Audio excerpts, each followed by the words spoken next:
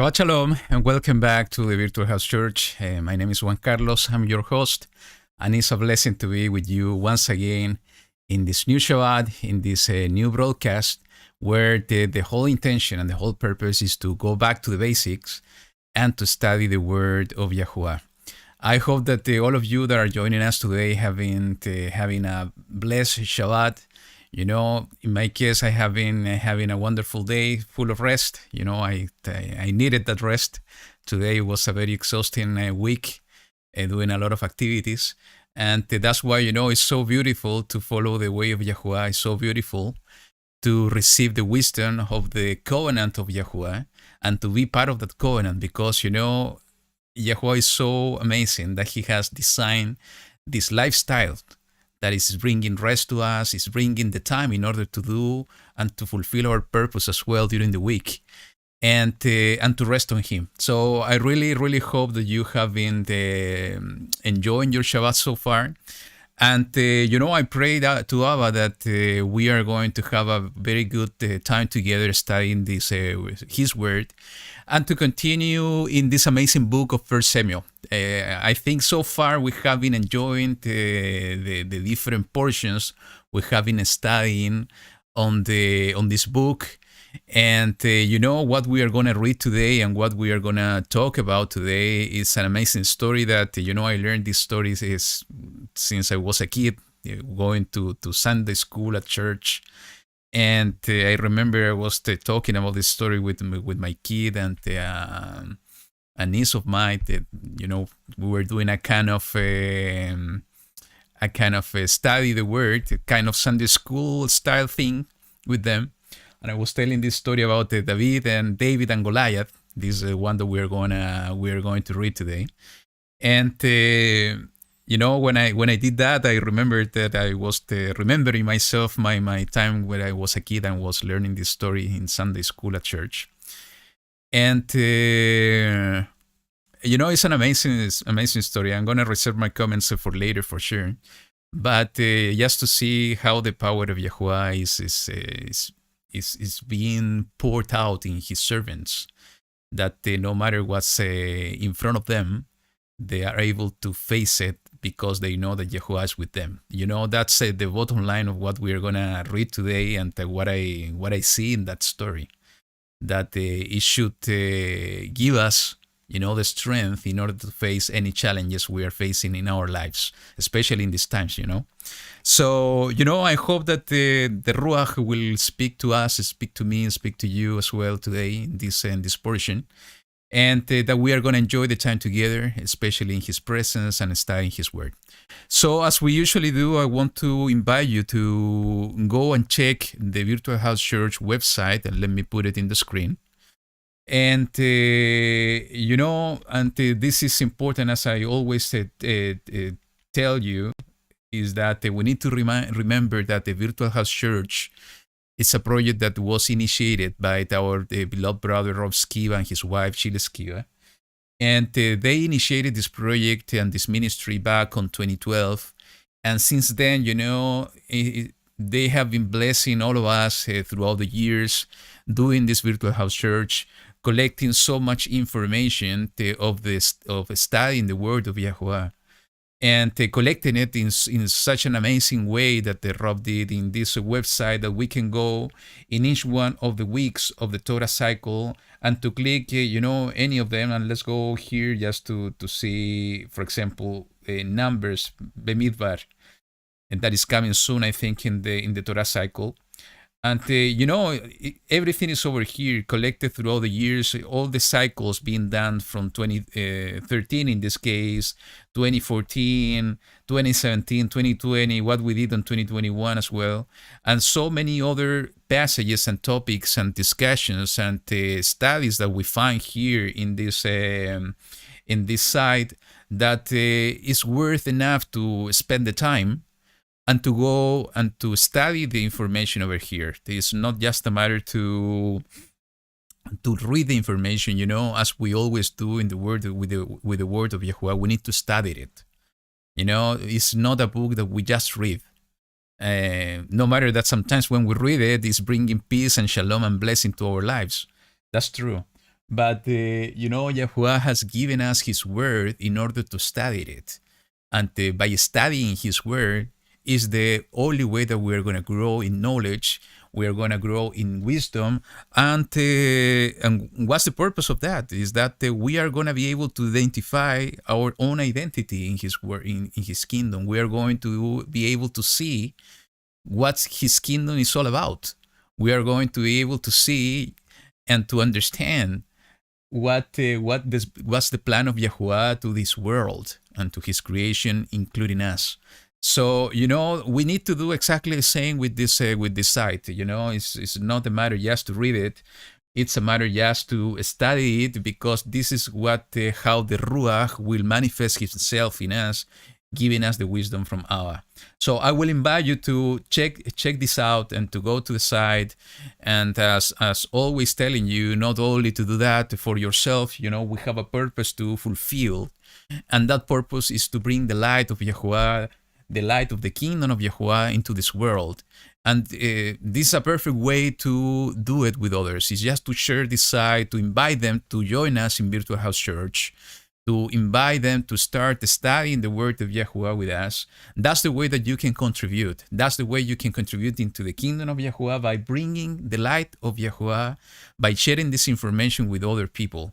Maybe you are already people that are in Christianity. Maybe you already know people that are in the transition from moving from darkness to light. And this and sharing this information with others is going to be the way that you are going to help those brothers and sisters that are seeking the truth from the kingdom of Yahuwah. So I will invite you to do your part. And this is a beautiful way to do your part, by sharing this information with others. And as I have been telling you also in the past weeks, Jay has been working in updating this site. And if you go to the left here, in this column, it says this week's study.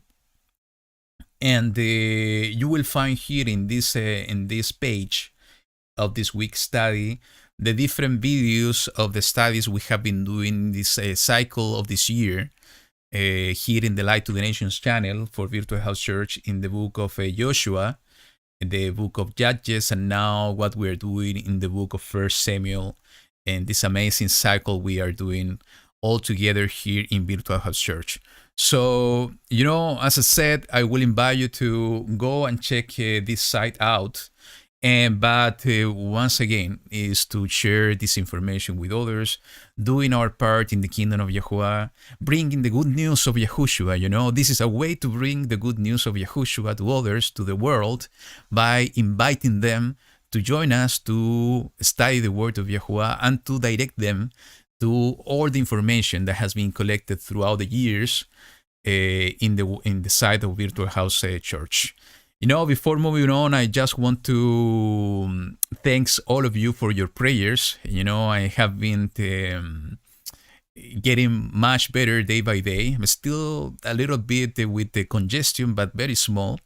But Yahuwah is good, because He is the one that is bringing healing to my body.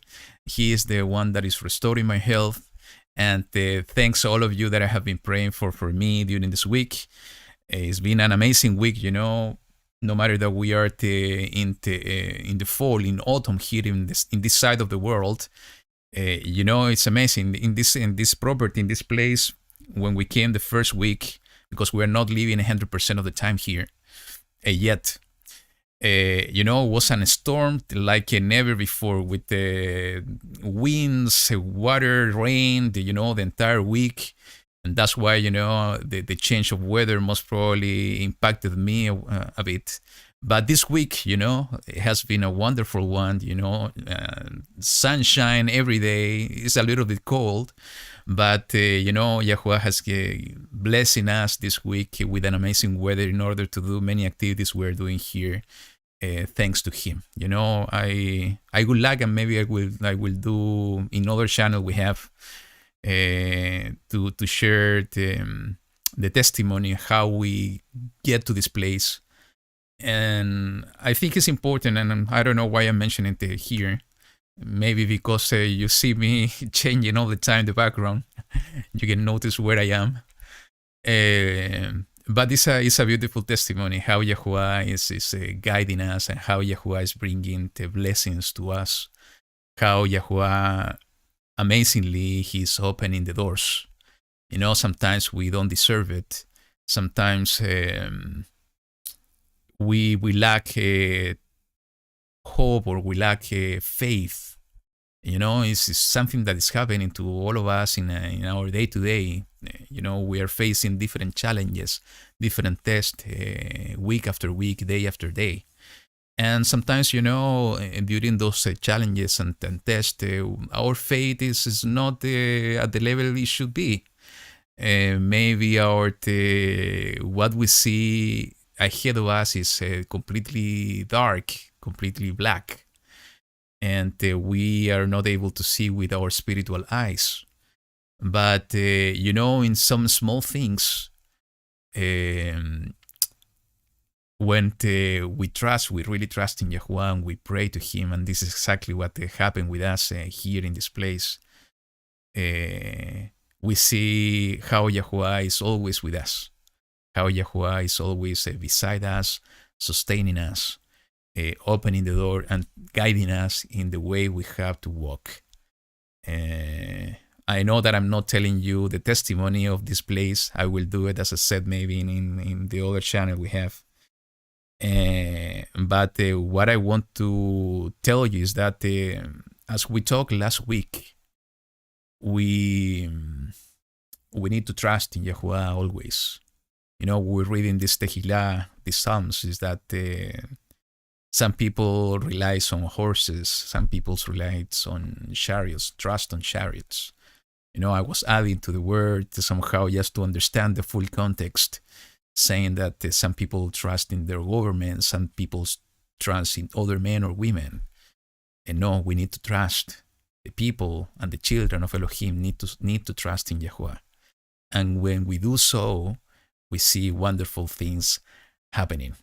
So once again, thank you so much for praying for me, for my family. Also, thank you so much for following this reading of the book of Tehillim as part of the Counting to Shavuot. It's been a blessing to us here at home to do so. And, even we take the time to listen it to ourselves, and is becoming a real blessing to us. My sincerest apologies for our accent, and also all our misspelling of words sometimes. English is not our native tongue. But even so, we're doing with so much love. And this is part of my testimony as well, that I learned to speak English in some way that I didn't plan it myself. And when we look back, and the scripture says that we should not rely on the past, we need to live in the present. But the time to time is very important to stop in the way, as it was written in the book of Yirmiyahu, Jeremiah. And we need to search for the ancient path, it says. And we need to walk in it. And if we apply something very similar to our own lives, and we stop a bit in the way, and we look back with the intention to see how Yahuwah has been with us through our own lives, it's something so amazing, and you should do it often. You should do it frequently, just to see how Yahuwah is guiding us. And in my case, when I do it, I see how Yahuwah has been with me, beside me since I was a kid. And I know if you do the same exercise, you will see and you will understand the same. Even before getting to the understanding of Torah, it was an amazing exercise that I did a few years ago, that I look back in the past just to understand how Yahuwah has been with me throughout the years. And I was amazed to see that even though I wasn't fully with the full understanding, I wasn't at all aware about Torah. I was doing things in my life that was totally aligned to Torah, in very weird areas of the life, to be true. I cannot go to explain you the details, but it's amazing to see how Yahuwah is showing us, even if we do this exercise, to look back for a bit, to see how Yahuwah has been guiding us throughout the years, that we can see in this case, the Torah written in our heart, as it is written in the Word, the Torah written in our heart, that we have been doing Torah even without knowing it. And that's, an amazing way to see how Yahuwah has been with us and guiding us. And how he has been so beautiful and so compassionate on all of us, that even though that we didn't know him as we know him now, he has been with us, guiding us in his truth, in his way, in his Torah. And he has been preparing us for different purposes, and I was telling you about English, I learned to speak English in different ways, and it has been opening doors in different ways as well. And it's not that I was studying it as usually people do. I think somehow Yahuwah did a miracle, somehow, as he did it with Yahusef, if you read the book of Yasher, or he did with Abraham, if you read the book of Yasher as well, when they started to learn some languages. It didn't happen from one day to the other. It didn't happen like that. But and no matter that I took some lessons, it wasn't something specific. I have to give all the honor and the glory, the kavod, to Yahuwah, because he was the one teaching me somehow and to get to this point. And why I'm saying this, because if I'm able to speak a bit English, is because he was preparing this opportunity. Without speaking English and without looking in the past and see how Yahuwah has been preparing me, I wouldn't be here with you, sharing the word of Yahuwah here in Light to the Nations channel, nor here in Virtual House Church. I wouldn't have the opportunity to know you through the chat or maybe through Zoom calls that we did in the past. I didn't have the chance to get so much information of the truth of Yahuwah, knowing Rov of the work that Yahuwah was doing through Rov and many others.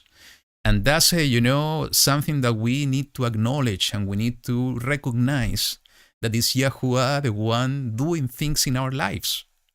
Maybe with me it's exactly what I'm sharing this with you, some part of my testimony. And I'm quite sure you can find in your own lives things like this.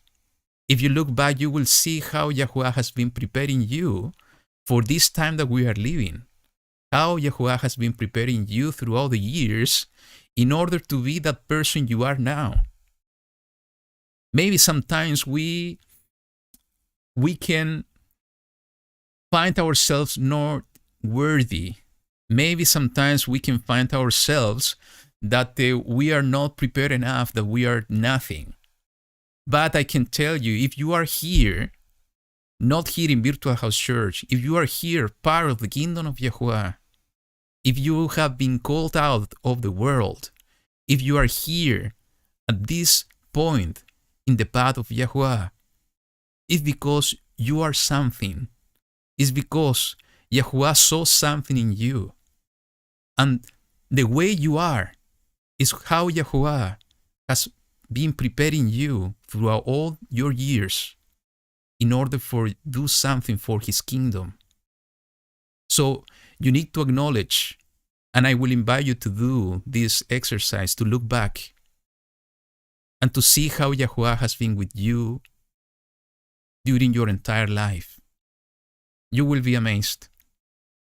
And you need to understand that the way you are is how YaHuWaH has created you. The different challenges and the different situations you have been facing throughout the years is the way that YaHuWaH has been preparing you for this point where you are, to be His children, to be His child, to be the person you are in order to fulfill the purpose of the kingdom of YaHuWaH, the purpose that YaHuWaH has for you. So sometimes we get so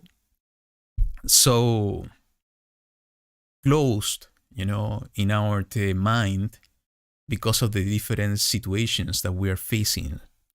We get so close and blind, close in our minds and blind because of the challenges we need to face in our day to day.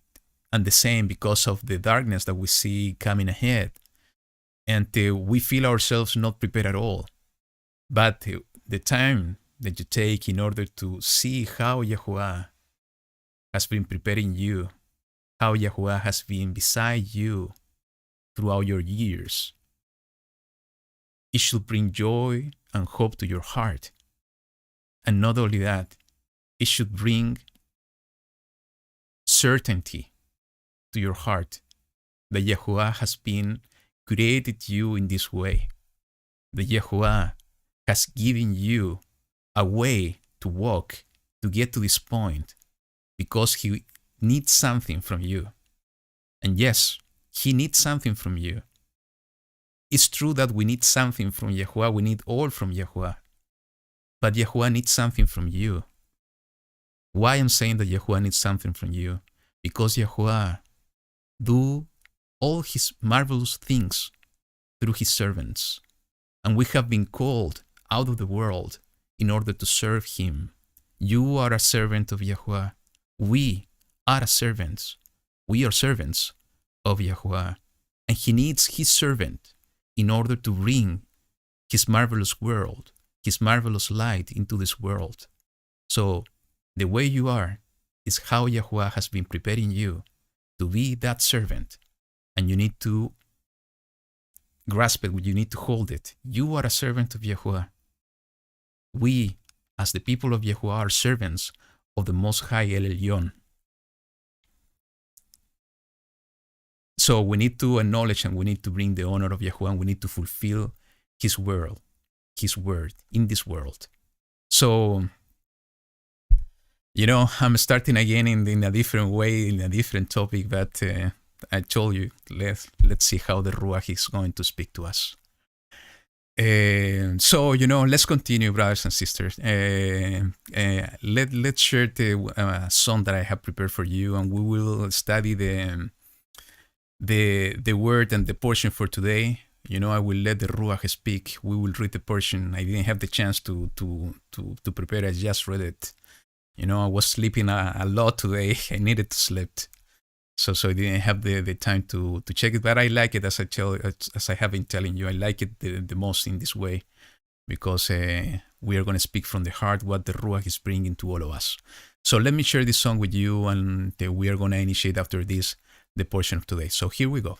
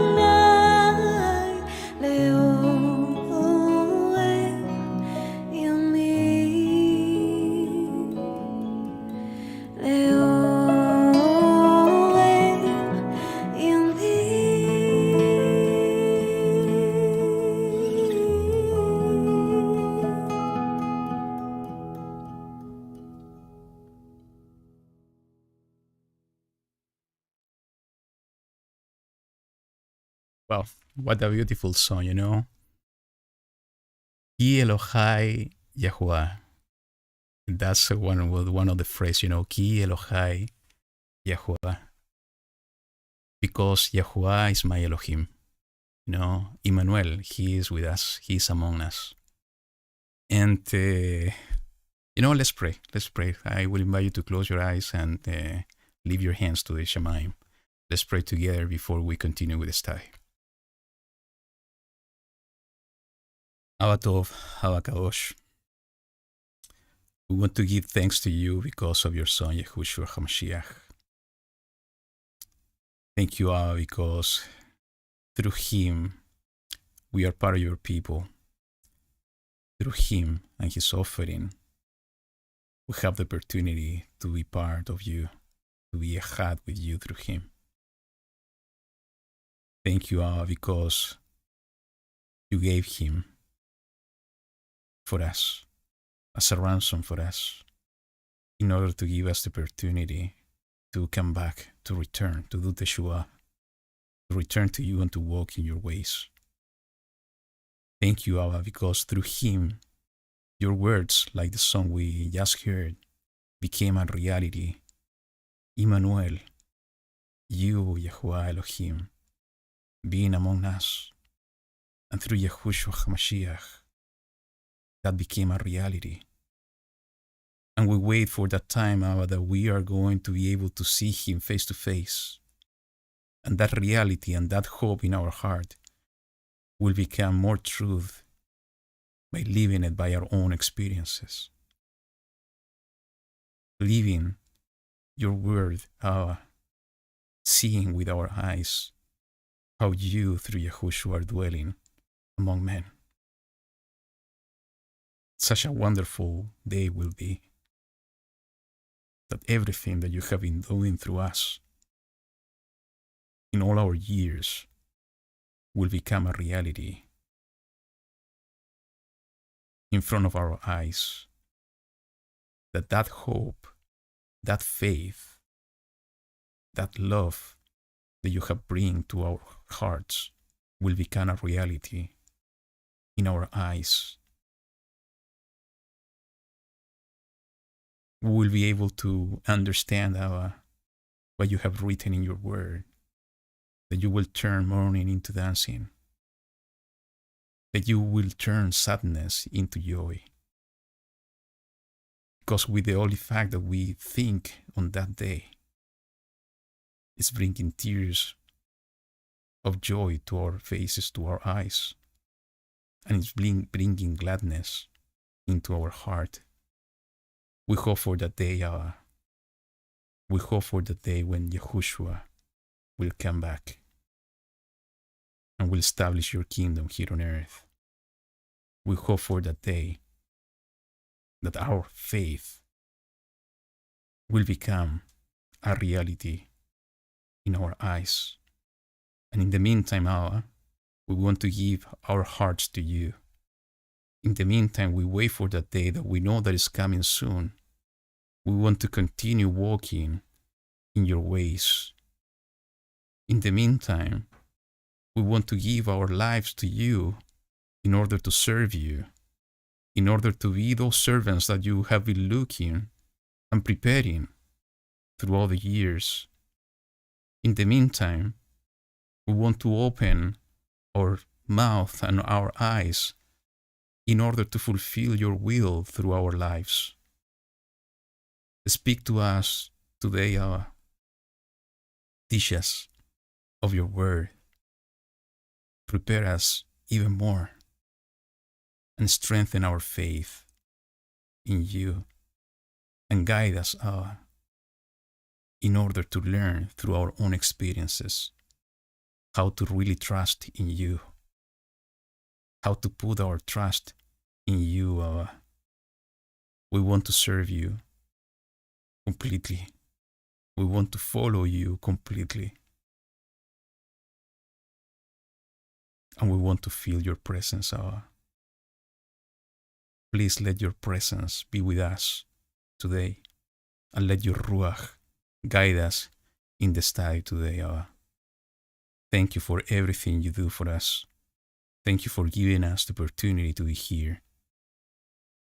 Thank you for letting us know that we have a big family out there, the remnant of your people, that maybe we are not big in number, but we are your remnant. And we want to serve you, and we want to worship you, and we want to praise you with all our heart. Thank you for everything you do for us, Abba, for being with us today. We pray to you, and we worship you, and we do it in spirit and in truth, and in the name of Yahushua HaMashiach, our Melech. Amen. So let's move on. Let's move on to our study. Let me put the scripture here in the screen, and let's see what Yahuwah is bringing to us today. Oh, pañuelito. Yes. So, the portion of today, I title it with purpose in one specific phrase of that we see in the portion of today. And when I saw it in preparation of the parashah, the portion of this book, I like it so much because it's bringing so powerful meaning to different things. And there is a special and a beautiful connection that I want to share with you, even in the title of this portion, that in Hebrew is Va Eleicha BeShem YaHuWaH. Let me read it again, and you can see it in the title of the broadcast. It's Va Eleicha BeShem YaHuWaH. And what it says, I come to you in the name of Yahuwah. And this is a phrase that David mentioned to Goliath, and we will see it here in this portion. And it's something that should bring, and it should bring hope, and it should bring strength to us, and it should be part of our vocabulary. That's the way we should speak, that we are coming in the name of Yahuwah. For everything we do, I'm coming in the name of Yahuwah, because this is exactly what's bringing strength and it's bringing power, because there is power in the name of Yahuwah. So we're going to read, it's an entire chapter, but we are going to take the time. We have enough time in order to read it. And we will see what we have to share today. So let me sip a little bit of water and we are going to start. So we will begin and in the chapter 70 verse 1. And I'm really sorry, but I need to say something before starting. And just remembered, I saw some of the comments, I think it was from last week. And somebody, I think it was a sister, was asking about the application that I'm using to put the scriptures here on the screen. This application, is a free application. It's based on donations, and it's called eSword. You can type it. Let me see if I can share the screen with you. I think it's important because, for me, it's been an amazing blessing to use this application. Let me see if I can find it here for you. You can go directly to this browser and type eSword. Let me share the screen. There you have. You type eSword and to go here to this link, eSword.net. Just click there and you will have the opportunity to download this application to your computer. And through the application, you can download different versions of different Bibles. The specific one that I'm using is the scripture version from the Institute of Scripture Research, the 2029 version. You can find it inside the application, but the first thing you have to do is to download from this site the eSword, and don't forget to donate. This is a free, but it's based, as I said, on donation. I think there is a place here to donate. It's over here, donate. And there is multiple resources. For me, it's been an amazing, blessing in my own studies, because recently even they created a version for phones, an application for the mobile phone, so you can download it to the phone as well, and to get the same application in your mobile phone. So just to answer that comment, the application that I'm using is eSword. You can go to the site, download the free version, but please don't forget to donate. We need to contribute to those that are bringing this type of applications that is helping us in our own studies. So, I just remembered to mention this before continue with this study of today, because it's important. It's important that if you have a question about how to study better the word and what I'm using, you need to get an answer. So that's the answer that I want to provide. It's much simpler for me, instead of typing in the comment, is to give it here in the broadcast. So going back to the word, and to the study today, let's read together what we're seeing in the chapter 17 on this portion. So it says the following: "And the Philistines had gathered their armies for battle and came together to Soho, which belongs to Yehudah, and encamped between Soho and Esakah in Ephes Damim. And Shaul and the men of Israel were gathered and encamped in the valley of Elah, and drew up in battle array to meet the Philistines. And the Philistines stood on a mountain on one side, and Israel stood on a mountain on the other side, with a valley between them." And let me stop there for a minute, because when I saw this, it came to me immediately the picture of Mount Ebal and Mount Gerizim. You remember the Mount Ebal and the Mount Gerizim was what Yahuwah instructed Moshe to tell the people of Israel at the moment they were going to cross to the Promised Land. They were going to cross the Jordan, the Jordan River, that they needed to put half of the tribes in one mountain, and the other half of the children of Israel, half of the tribes in the other mountain, and one was the mountain of the curses, and the other one was the mountain of the blessing. And I see here, something very similar is going on. I see Israel in one mountain, a valley dividing the two camps, and in the other side is the Pelishtim, the Philistines. And if you have been studying about the giants and you have been studying about the Philistines, we know that they are descendants somehow from the giants. That's why we see Goliath, that we will see here in this portion, and we see curses and blessings over Israel in one side, and curses that are somehow representing the enemies of Yahuwah, representing the giants, the Nephilim, in the other mountain. And there is a connection. For sure, there is a connection here. It's a picture of the blessings and the curses being shown in this case between the two type of people, the people of the Philistines and Israel. And we see, we'll continue reading how Yahuwah is bringing blessings in one side and how he's bringing curses in the other side. And this is coming directly from the hand of Yahuwah. So let's continue reading in the verse 4. "Then a champion came out from the camp of the Philistines, named Goliath, from Gath, whose height was 6 cubits and span." So this is just in meters.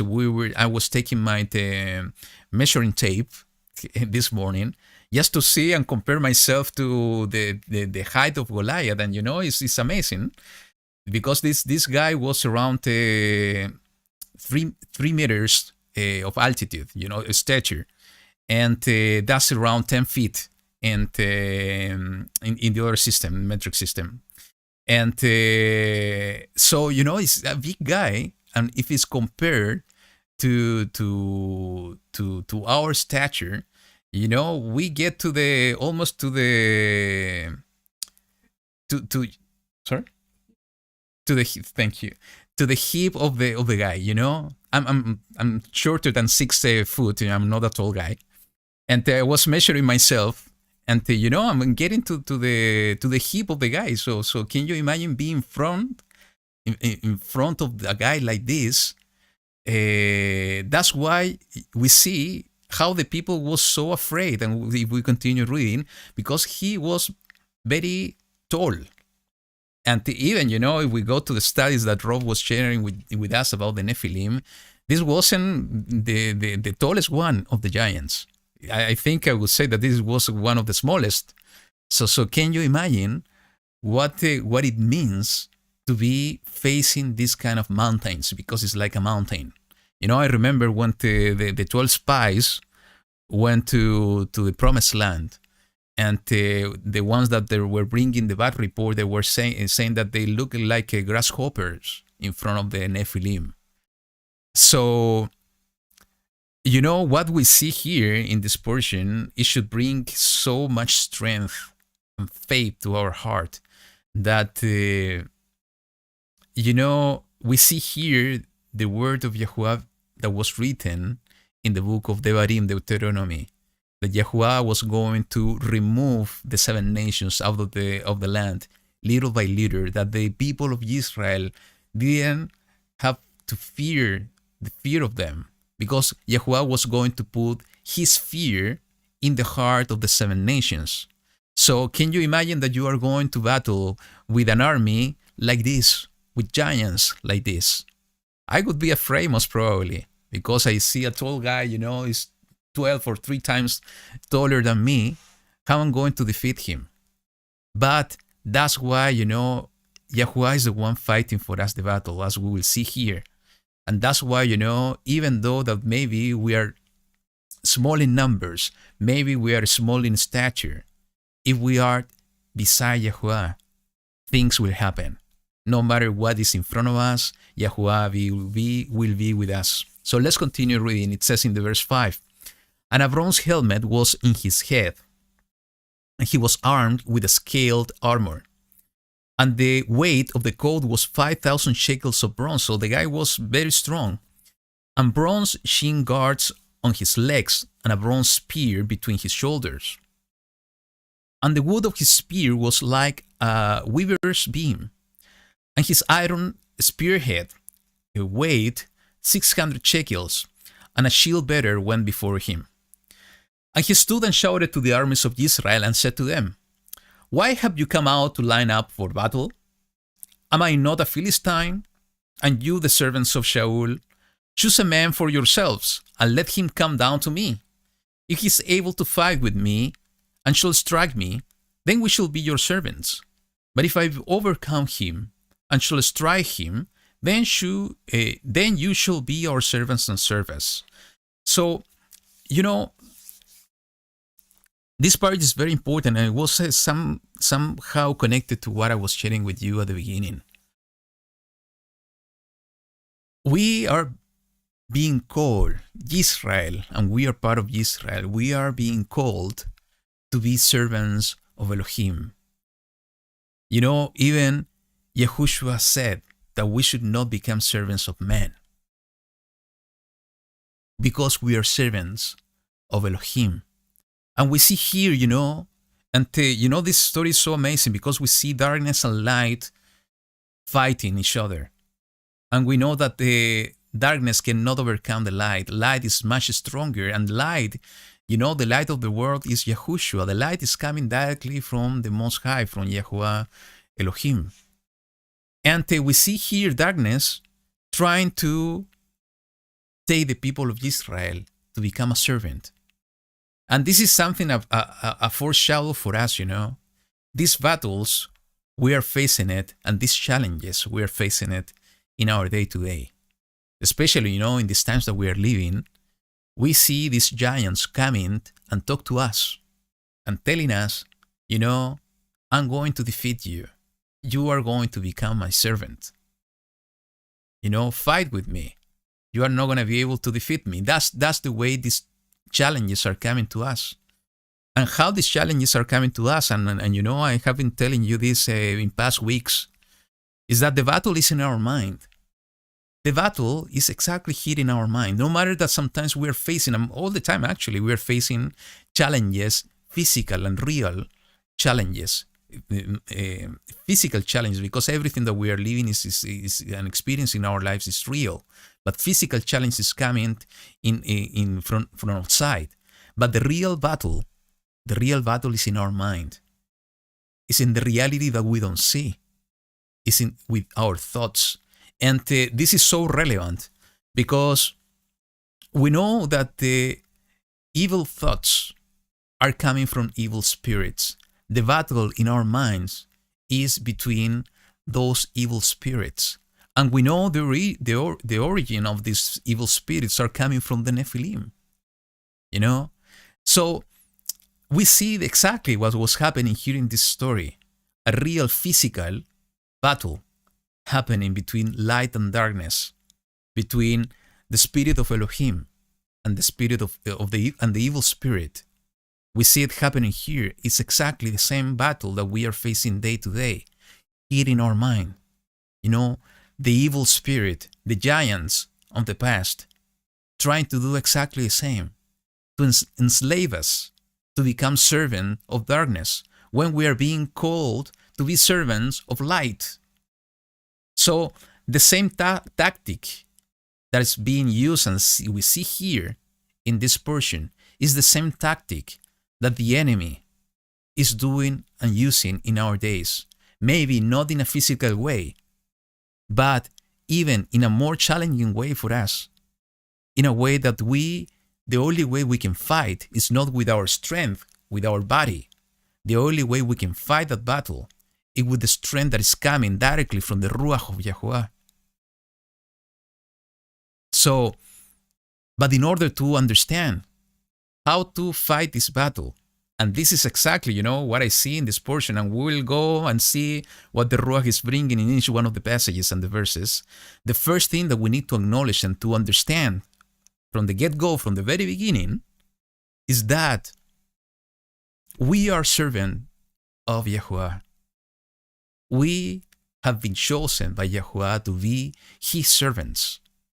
So nobody, absolutely nobody, can come to tell us that we are going to become their servants, because we already have a master. We have an Adon, and that's YaHuWaH Elohim. And He has chosen His rightful king, rightful Melech, Yahushua HaMashiach, the one leading us on the way, and we are following His steps. So that's the first thing that we need to understand, and we need to take hold fast in order to win the battle that we are facing day by day. So let's continue reading in the verse 10. And it says, "Then the Philistines said, 'This day I shall reproach the armies of Israel. Give me a man, and let us fight together.'" This is exactly the same tactics that the enemy is doing with us, It's just to taunting us, it's just to tell us and to try to bring reproach in our lives. Most probably, we have been going through difficulties. We all have made mistakes in our lives, and we need to acknowledge that. Sometimes we are going through difficulties. We have all committed sin. The only one that have not committed sin is Yahushua HaMashiach, the perfect one. So we have been going through situations in our lives. We have been going through fights in our lives. We have been going through difficulties in our lives.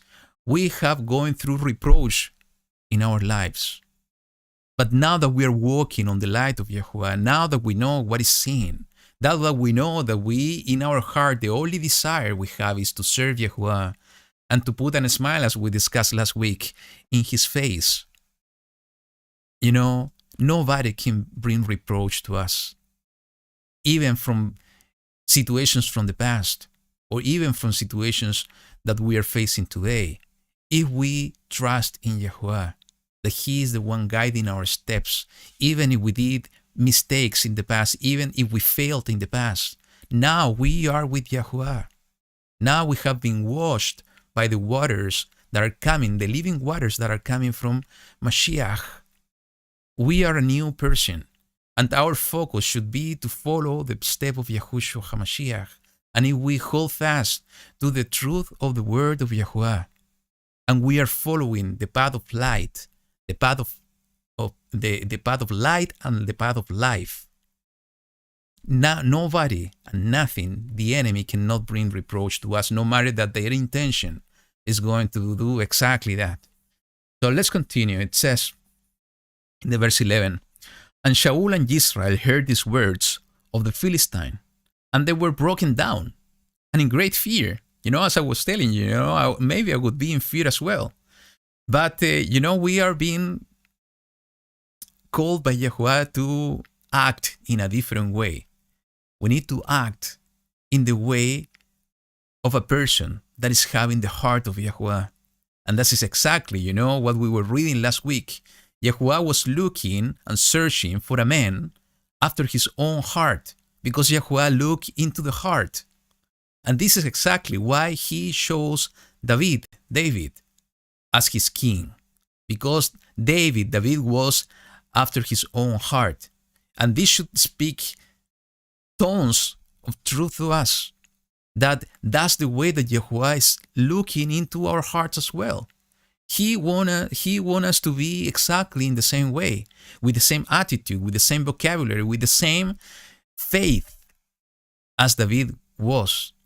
Not like the people here that they were so afraid, broken down, and with great fear. I was reading, I think it was today, in one of the Tehillim that we are reading. I think it's the chapter 30, it's the one coming on Monday. Is that, things should be momentarily. The Tehillah was saying that, morning can last for a night, but joy is coming in the morning. Actually, I put a song about that a few weeks ago. It should be exactly the same with fear. We can have fear momentarily, but at the moment we feel that fear, what we need to replace that thought immediately in the battle of our mind with the thought of hope and faith in Yahuwah. If fear is coming here, that evil spirit is the one that wants to take us down with those thoughts. We need to replace it immediately with a thought of faith that Yahuwah is with me and I'm coming in the name of Yahuwah in order to fight this battle.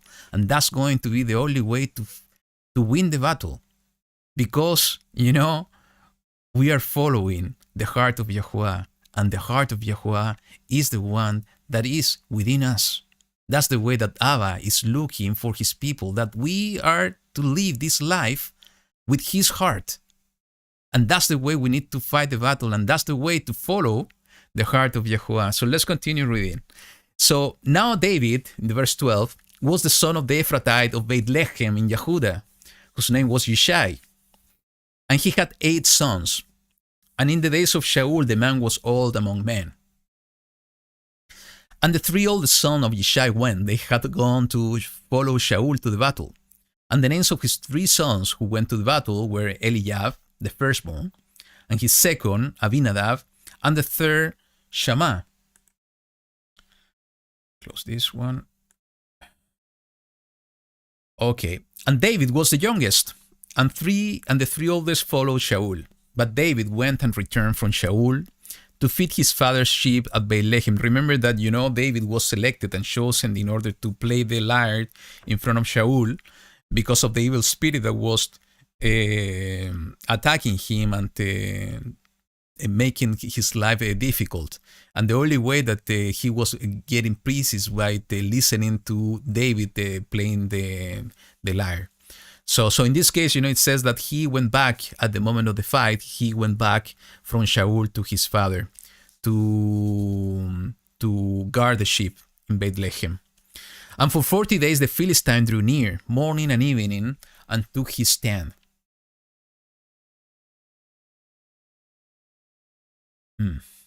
Then Yishai said to his son David, "Please take to your brothers an ephah of this dry grain, and these 10 loaves, and run to your brothers at the camp, and take these 10 cheeses to the commander of the 1,000, and see how your brothers are, and bringing back news of them."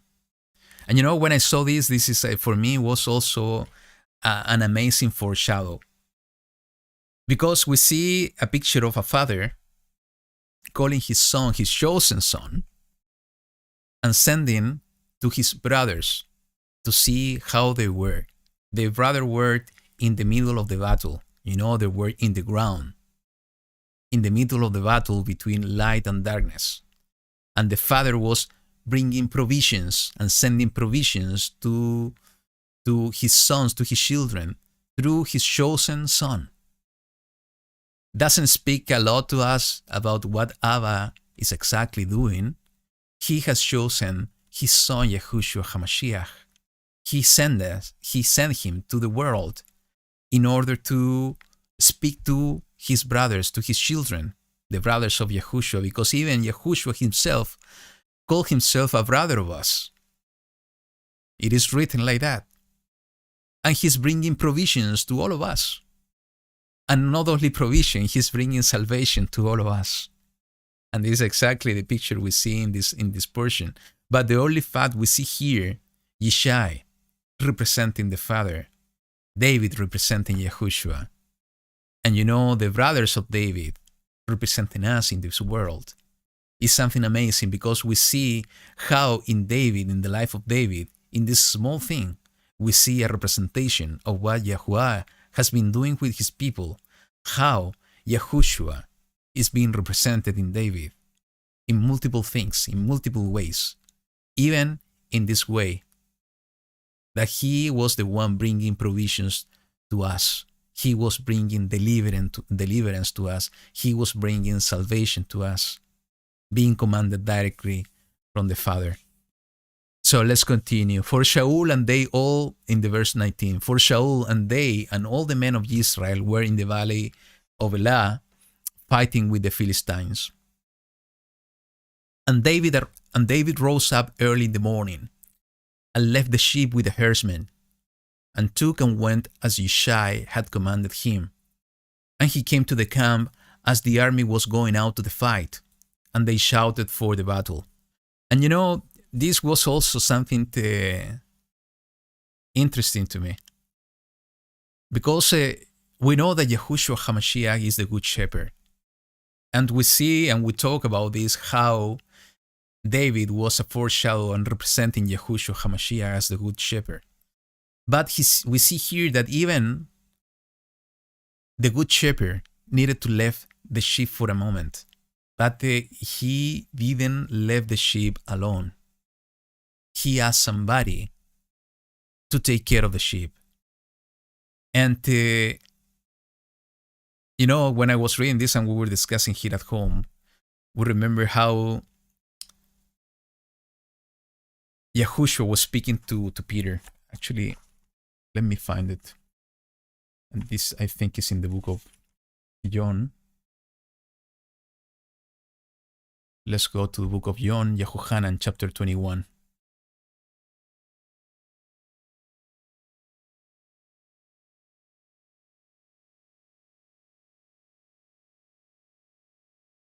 Verse 15, it says the following. When, therefore, they had eaten breakfast, Yahushua said to Shimon Kepha, Shimon, son of Jonah, do you love me more than this? He said to him, yes, master. You know that I love you.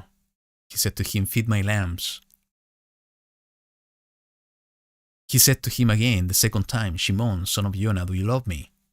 He said to him, yes, master. You know that I love you. He said to him, shepherd my sheep. He said to him the third time, Shimon, son of Jonah, do you love me? Kepha was sad because he said to him the third time, do you love me? And he said to him, Master, you know all. You know that I love you. Yahushua said to him, feed my sheep. We were remembering this passage when we saw this in the book of Samuel. David being a representative, representing a good shepherd. He didn't let the sheep alone. It says that he was looking for a herdsman, for somebody else to take care of the sheep. And this is exactly what Yahushua did with the emissaries. The emissaries were the one to take care of the sheep. And I think in the same way that Yahushua was talking to Kepha, to Peter, he's talking to us today. I think all of us have been. It's a kind of double hat job, And what I mean, in one side of the hat, in this double hat job, we are the part of the sheep. We are sheep in the sheepfold of Yahushua. But in the other side, of that hat, we are also shepherds. We are being called to do different things. We are all in different positions in the kingdom of Yahuwah. We are being called to put into practice what Yahuwah has been preparing us throughout the years in different aspects, because we are just one body, but with different members, with different purposes, but with the same goal, with the same objective. And in these different ways, we are all shepherds. And Yahushua, in the same way that he was speaking to Peter, he is speaking to all of us that we need to take care of the sheep, that we need to take care of the lambs, that we need to take care of his people. And especially for all of us that we have been walking this walk for so long, for all of us that we have been being prepared by Yahuwah to this point, for all of us that we have been receiving so much truth throughout the years, the responsibility is even bigger. And you may ask yourself, how come I'm going to be a shepherd? The heart of a shepherd is being seen in this passage. It's just to have the heart of Yahuwah. It's just to follow his commandment. If we put into practice the commandments of Yahuwah, we are going to become those shepherds. We are going to become as Yahushua is. And there's no other love than the one giving his life for his own sheep. That's the heart of a shepherd. And you have been called to be a shepherd in your own way, in the way that Yahuwah has been chosen you. And you can fulfill that purpose in the way that Yahuwah has been preparing you to do it. You are a shepherd in the same way, and we are being called, you and me, to take care of the sheep while the good shepherd is still not here. Because one day is coming that the good shepherd is coming again, and he is the one to take care of the sheep directly. In the meantime, we are the ones that we need to take care of the lambs in the same way that Yahushua was speaking to Peter. And my wife was telling me something that also I think is a good picture here about the shepherd and the herdsman. That the shepherd didn't leave the sheep alone. He put somebody else, and he assigned somebody else to take care of them. And we see exactly this in the words of Yahushua in the same book of John, Yohanan in Hebrew. Is that Yahushua said, I'm leaving, you cannot come with me. But it's good for you, when he was talking with his Talmidim, his disciple, it's good news for you that I'm leaving, because I'm not going to leave you alone. The helper is coming. The Ruach of Elohim is coming. And he is going to be with you all the days of your life. He is going to guide you in righteousness. He is going to remind you all the words that I have been teaching you. So we see here another picture as well. That we see here the picture of Yahushua, the Good Shepherd, sending and giving us somebody to take care of us.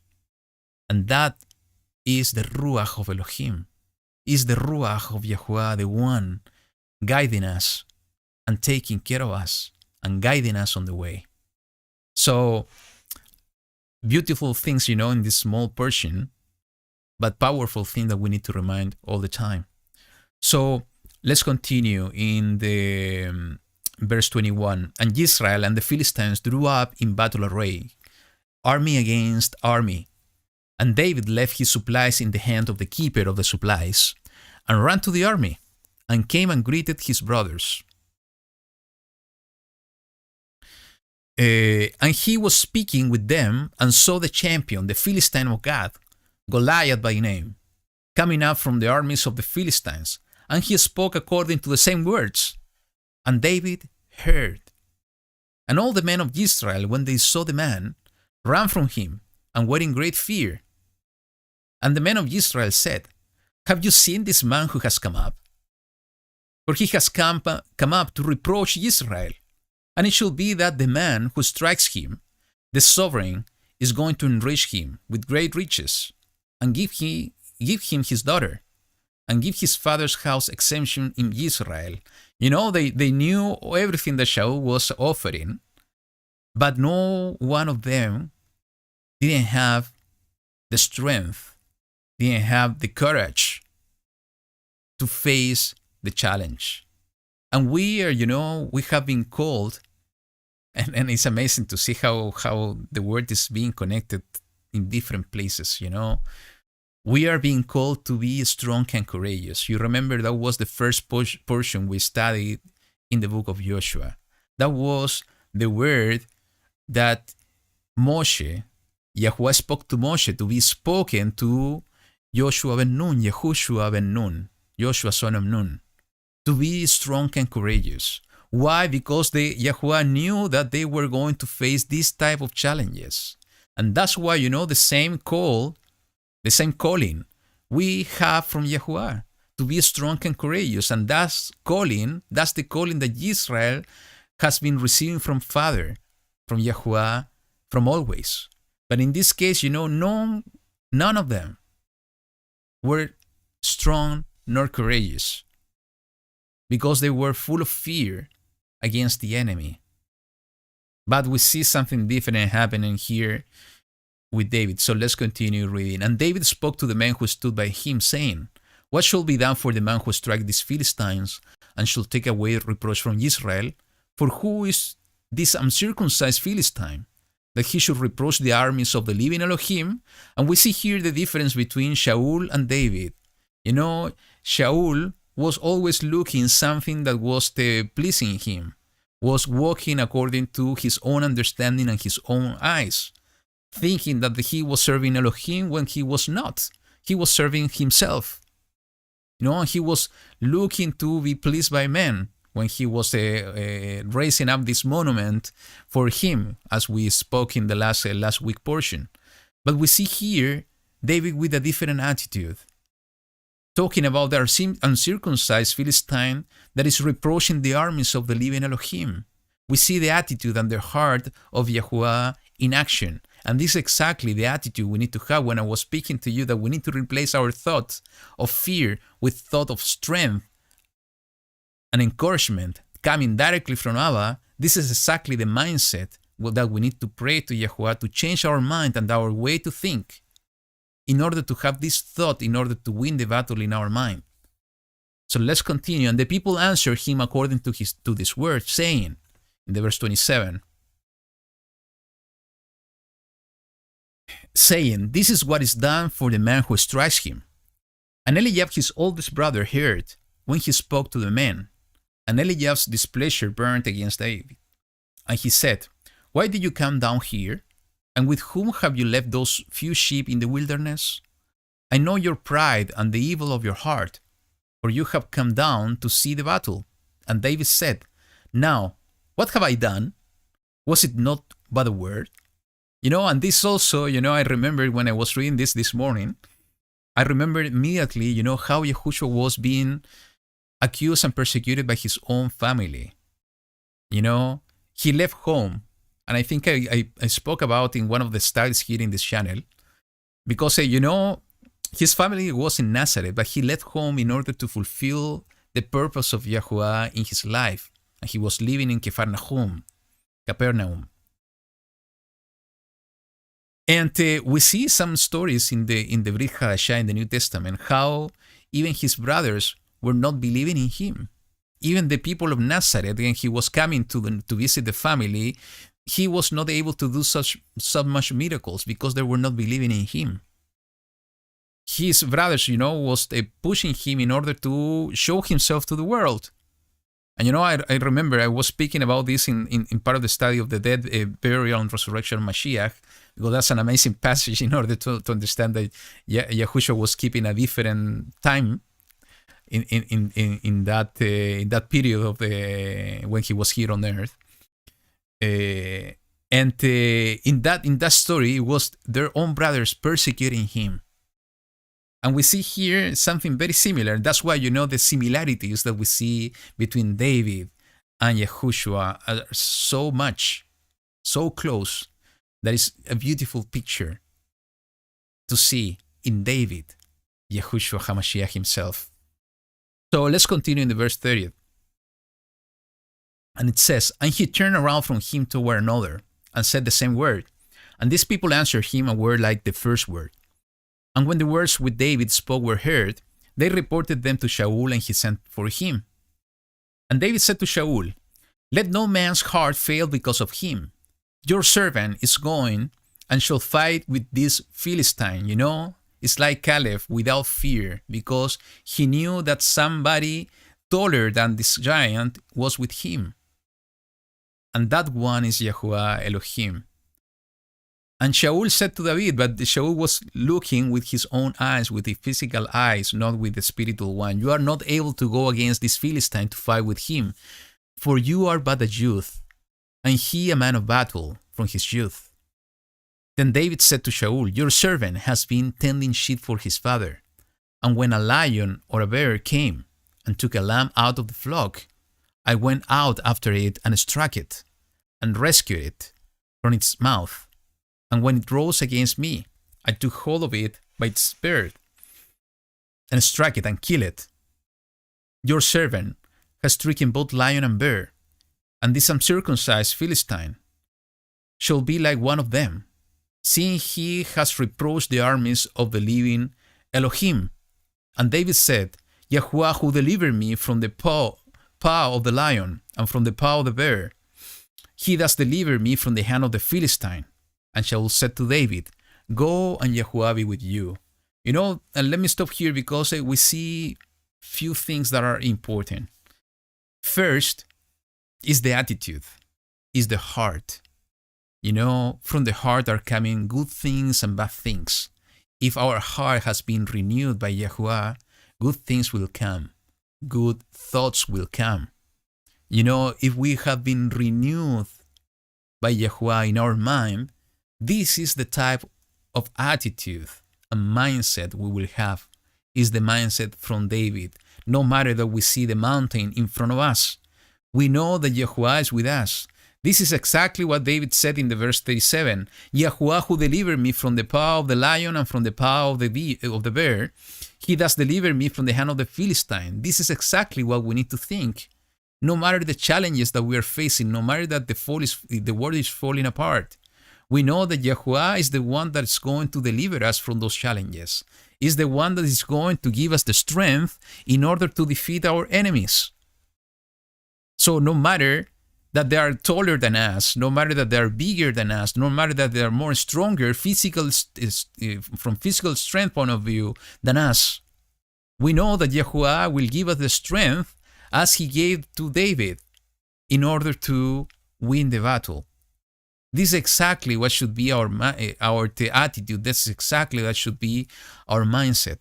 But there is another picture here that I saw that I want to share with you, because David said something really important. It says, your servant has been tending, in the verse 34, sheep for his father. And when a lion or a bear came and took a lamb out of the flock, I went after it and I struck it. So what's the point here? And let's think in Yahushua HaMashiach, here in this picture of David. It says that David, was killing the lion and he was killing the bear. The lion and the bear trying to kill the sheep. And for me, when I saw this, it was impossible to think in what is written here in the book of Revelation. So let's go to Revelation chapter 13. And it says in the chapter 13 verse 1 and 2, the following. And I stood on the sand of the sea, and I saw a beast coming up out of the sea, having 7 heads and 10 horns, and on his horns 10 crowns, and on his heads names of blasphemy. And the beast I saw was like a leopard, and his feet were like the feet of a bear, and his mouth like the mouth of a lion. And the dragon gave him his power and his throne and great authority. We see here the representation of the beast system. We see the representation of the beast with these animals. One of them is the bear, and the other one is the lion. It's the leopard here. So what I see here, David saying that he was able to kill the lion and the bear by the strength of YaHuWaH Elohim. And I see here a picture of Yahushua HaMashiach, a picture of Yahushua HaMashiach, the one taking down the beast system, the one taking down the bear, the one taking down the lion by the strength of YaHuWaH Elohim. And we know that the beast system is going to be destroyed at the second coming of Yahushua HaMashiach.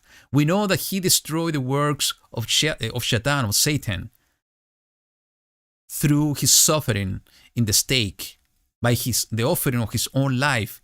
But the coming destruction that is coming to the system of the beast is coming also physically by the hand of Yahushua HaMashiach. So the only fact that we see David saying that he was able to rescue the sheep from the bear and from the lion is a picture in my mind of what we see Yahushua doing for us. Rescuing his people, his sheep, from the bear and the lion. That is the representation of the system of the beast. We see the good shepherd taking care of the sheep, protecting them by the strength of YaHuWaH Elohim from the beast, from the system of the beast. And there was a passage, and let me see if I can find it, because we need to understand that YaHuWaH has enemies, and the enemies of YaHuWaH are coming from the Nephilim, are coming from those 7 nations. That's why YaHuWaH, I think, promised. Let's see if I found it by heart. There are 2 passages.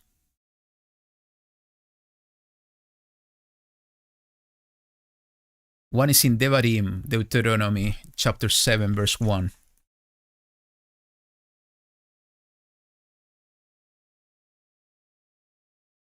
When YaHuWaH is speaking about the 7 nations.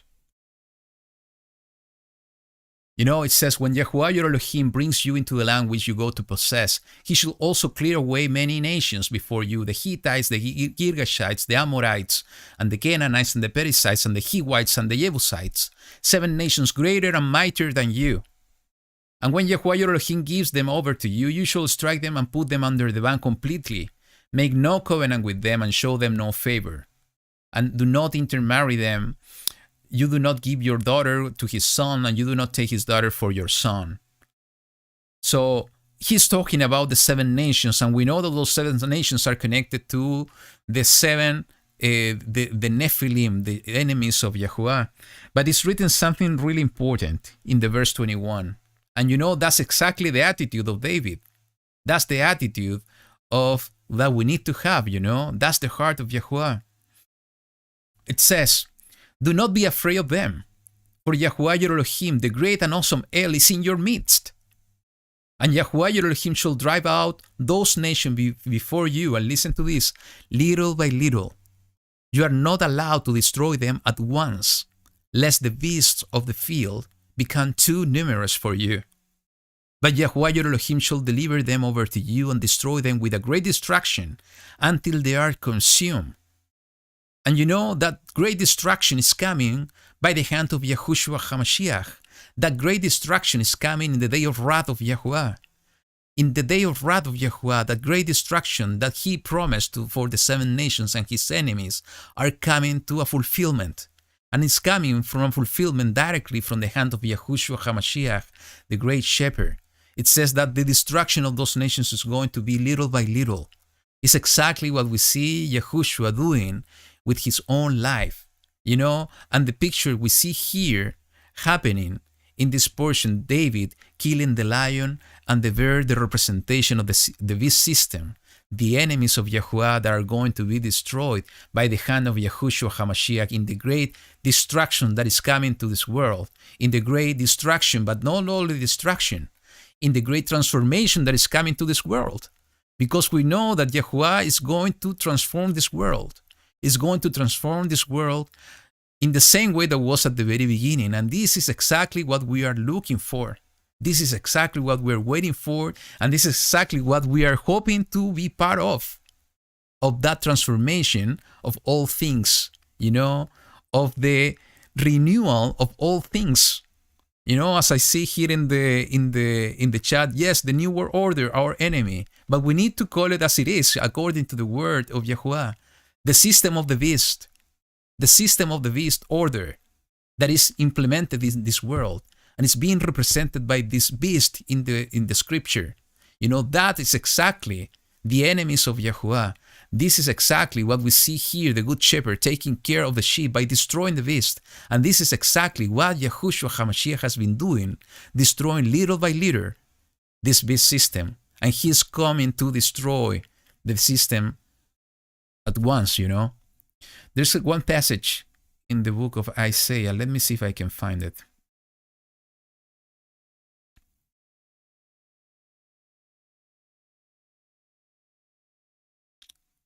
Yes. Chapter 1, verse 24, it says, "Therefore the Master declares, the Adon declares, Yahuwah Sebaot, the mighty one of Israel, I shall be east of my adversaries, and I shall be avenged of my enemies. And I shall turn my hand against you, and shall refine your dross as with lye, and shall remove all your alloy." So why I'm bringing this one? Yahuwah Elohim is declaring that he has adversaries, he has enemies. And the connection of who are the enemies of Yahuwah is totally connected to the Nephilim. That's why, this story that we are studying today is so relevant, because we see David, the king that Yahuwah shows, with his own heart, taking care of his own enemies, the enemies of the armies of the living Elohim. And that's why, and I'm going to repeat it, and I'm not going to get tired to repeat it. That battle that we see happen in this portion is the battle that we're facing today. It's a spiritual battle that is starting here first in our mind. And that's why, the people that are still in darkness, they're not able to fight that battle because they're not able to recognize it. They don't see it. That's why we see the world in the way that we see it happening today, going into the darkness even more day after day, because the people are not realizing that there is a spiritual battle happening in their minds, and they are getting trapped, and they are becoming servant of darkness, in the same way that Goliath was trying to make Israel a servant of the Philistines. But we are being awakened by Yahuwah, and we are part of the light, the children of light. We are part of the light. We are able to see this battle happening. That's why, we need to have the strength, the same strength that David is showing in this portion. That we know that Yahuwah is the one giving us the strength in order to fight the battle. He is the one giving us the strength and the courage in order to face the giants and the Nephilim that are now not in a physical form. They are in a spiritual form, in order to face that battle, in order to take down the enemies. There's something so important that we see here in this portion. I'm not getting yet to the point, but it's important to mention it now because it's totally connected to what the Ruach is. Because, if we are taking and winning the battle in the spiritual form today, we are going to be strong enough in order to win the physical battle that is coming, because a physical battle is coming soon as part of the day of wrath of Yahuwah. And yes, the enemy is trying to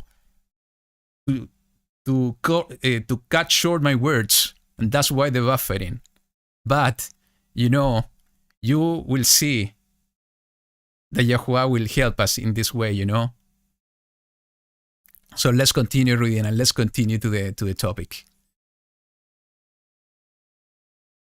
In some moment, I felt that the Ruach was, igniting the fire in me, but I think that's exactly what happened in the same way that maybe David was feeling it,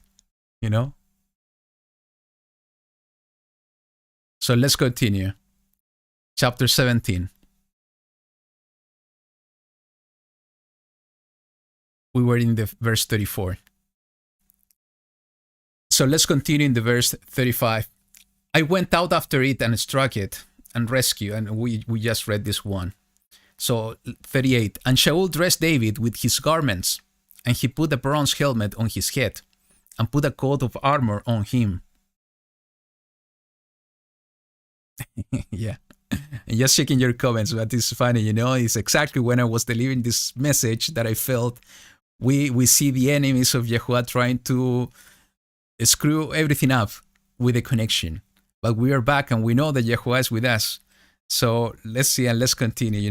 That's the way we need to face the enemy. That's the way we need to win the battle.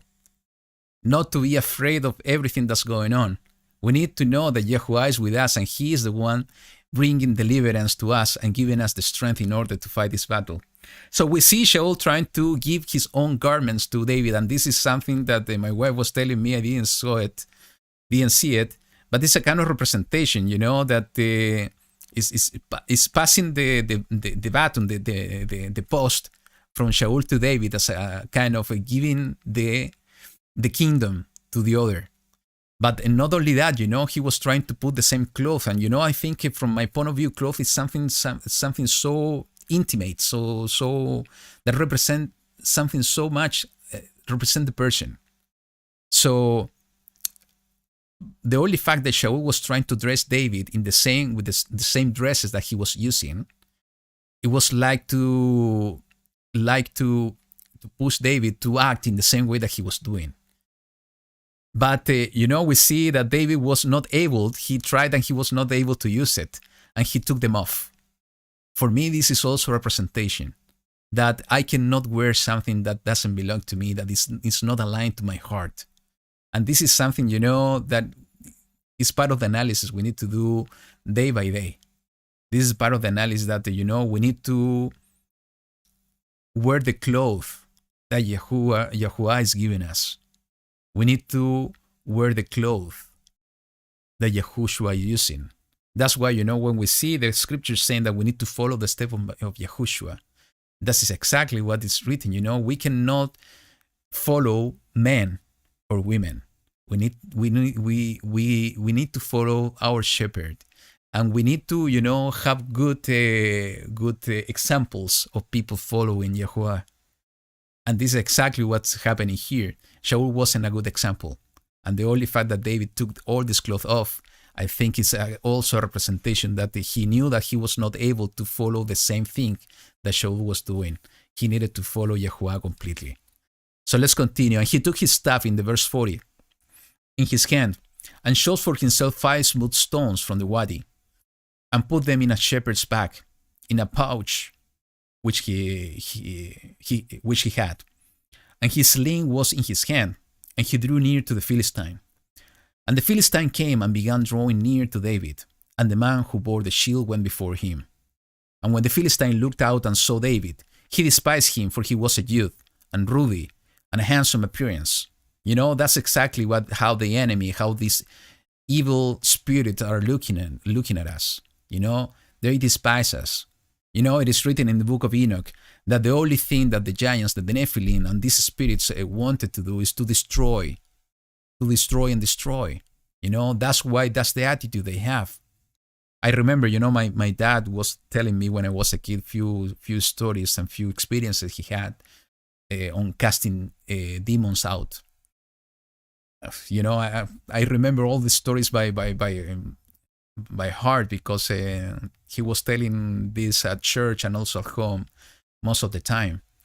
And I remember that in most of those experiences, and I remember even I was in one of them most probably more than once, and I was able to see this happening, is that the people that were the demon possessed were getting an unnatural strength.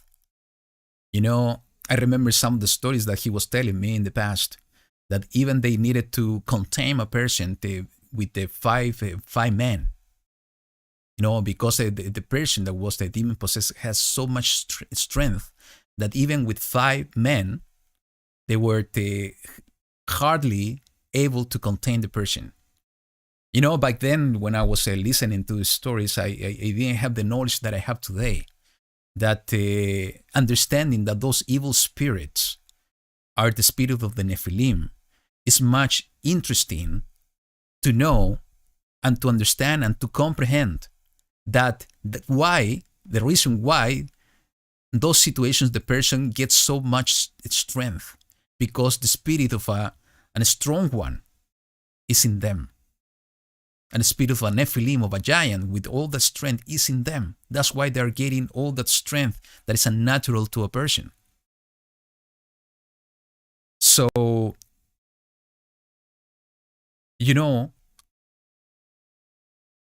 they have the strength because they want to destroy. But what's so beautiful, that no matter the strength they have, we have the spirit of a stronger one. And that's the spirit of Yahuwah. And we have seen in this cycle, what happened every time when the Ruach of Elohim come upon a person, come upon a servant of Elohim, that they are getting a supernatural strength, And this is exactly what we see here happening with David.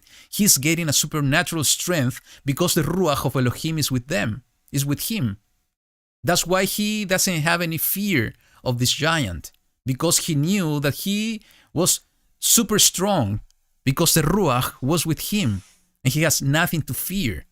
So that's why, we are the one battling in the same way that Yahushua HaMashiach was battling the giants in their spiritual form. That's why we should not fear. And, as I saw something in the chat a minute ago, what's happening in the world today is exactly that, We see so much things happening because the Nephilim are trying to destroy man. They are trying to destroy the creation of the Most High. They are trying to destroy the people of Yahuwah. That's why now is the time that we need to have the same mindset that David, that we need to have the same mindset that Yahushua HaMashiach. He said that we will receive power when the Ruach HaKodesh will come upon us. And that's exactly the power we need in these times in order to fight the battle that is in front of our eyes. We are facing Goliath today. We are facing the Nephilim today, the giants in front of us. We are facing the challenges. We are facing this spiritual battle that is happening in these days. And we, the ones that have been awakened by Yahuwah, we have the obligation and the purpose to do our part to fight the battle. No one in Israel, no one in the army of Israel was able to fight Goliath because they were full of fear. No one was able to go in front of this uncircumcised Philistine because they were full of fear. There was only one that was the heart of Yahuwah, that he had the Ruach HaKodesh with him, that he knew that Yahuwah was going to give them the win of the battle. And this is exactly why Yahuwah has chosen you and chosen me today, in order to have the strength, in order to go in the Ruach, in the power of the Ruach of Elohim, in order to win the battle. This is exactly what we should do now, because we see the world going astray, and going astray in darkness. And what are we doing about it? What are we doing about it? I'm speaking to myself first. We are joining here Virtual House Church week after week in order to study the Word. And this is good. It's a good time. It's something that we need to do and we need to enjoy. But are we fighting the battle by doing this? Are we winning the battle by doing this? Not at all. We need to have the same mindset and the same attitude that David went to the battle. He was going in order to listen and to see his brothers. But at the moment he saw the battle and what was going on, his heart and the fire in his heart was ignited. And he was there in order to do the purpose and the will of Yahuwah, in order to win that battle. What are we doing today in order to win the battle that is happening in the world today? Are we doing enough? Most probably we are not. That's why the Ruach is calling us to action today. It's calling us in order to do something, in order to seek the power that is coming from Yahuwah through the Ruach of Elohim, in order to do something for the people that is going astray, in order to go to the people that are being not saved yet, in order to give them the opportunity for those that Yahuwah is calling in this time, in order to get to the fulfillment of that number. We need to go and fight the battle. And fight the battle is bringing light in the place that we see darkness. In the same way that Yahushua was doing, he was not sitting and just teaching his brothers and sisters, his disciples. He was going to the ones that were needed a physician, as is written in one of the passages in the Brit Hadashah, because those that are healed and has good health doesn't need a physician. The ones that are sick and going in illness are the ones that are need physician. That's why Yahushua was representing that he was coming to those one in darkness, those one that were going astray, those one that were committing sin. He was bringing light into the darkness in order to give them the opportunity to see a different path, the path of the kingdom of Yahuwah. That's the way that Yahushua HaMashiach was fighting the same battle as David was doing against Goliath. It's in the same way that we need to do it in our days. So let's continue reading, because this is exactly the attitude and the point that I wanted to get. And the Philistine said to David, "Come to me, and I give your flesh to the birds of the heavens and the beasts of the field." But David said to the Philistine, "You come to me with a sword." And this is this. Every time that I read it, it's filling my heart, because this is exactly what we need to feel. We as the children of Elohim, this is exactly what we need to speak. In the same way that Yahushua was speaking to the demons. "You come to me with a sword and with spear and with a javelin, but I come to you in the name of Yahuwah Sebaot, the Elohim of the armies of Israel, whom you have reproached. This day Yahuwah shall deliver you into my hand. I shall strike you and take your head from you, and give the carcasses of the camp of the Philistine today to the birds of the heavens, and the wild beasts of the earth, so that all the earth know that Elohim is for Israel, and all this assembly know that Yahuwah does not save with sword and spear, for the battle belongs to Yahuwah, and he shall give you into our hands." And there are so many things that I want to mention here. Let me see if I can summarize it somehow.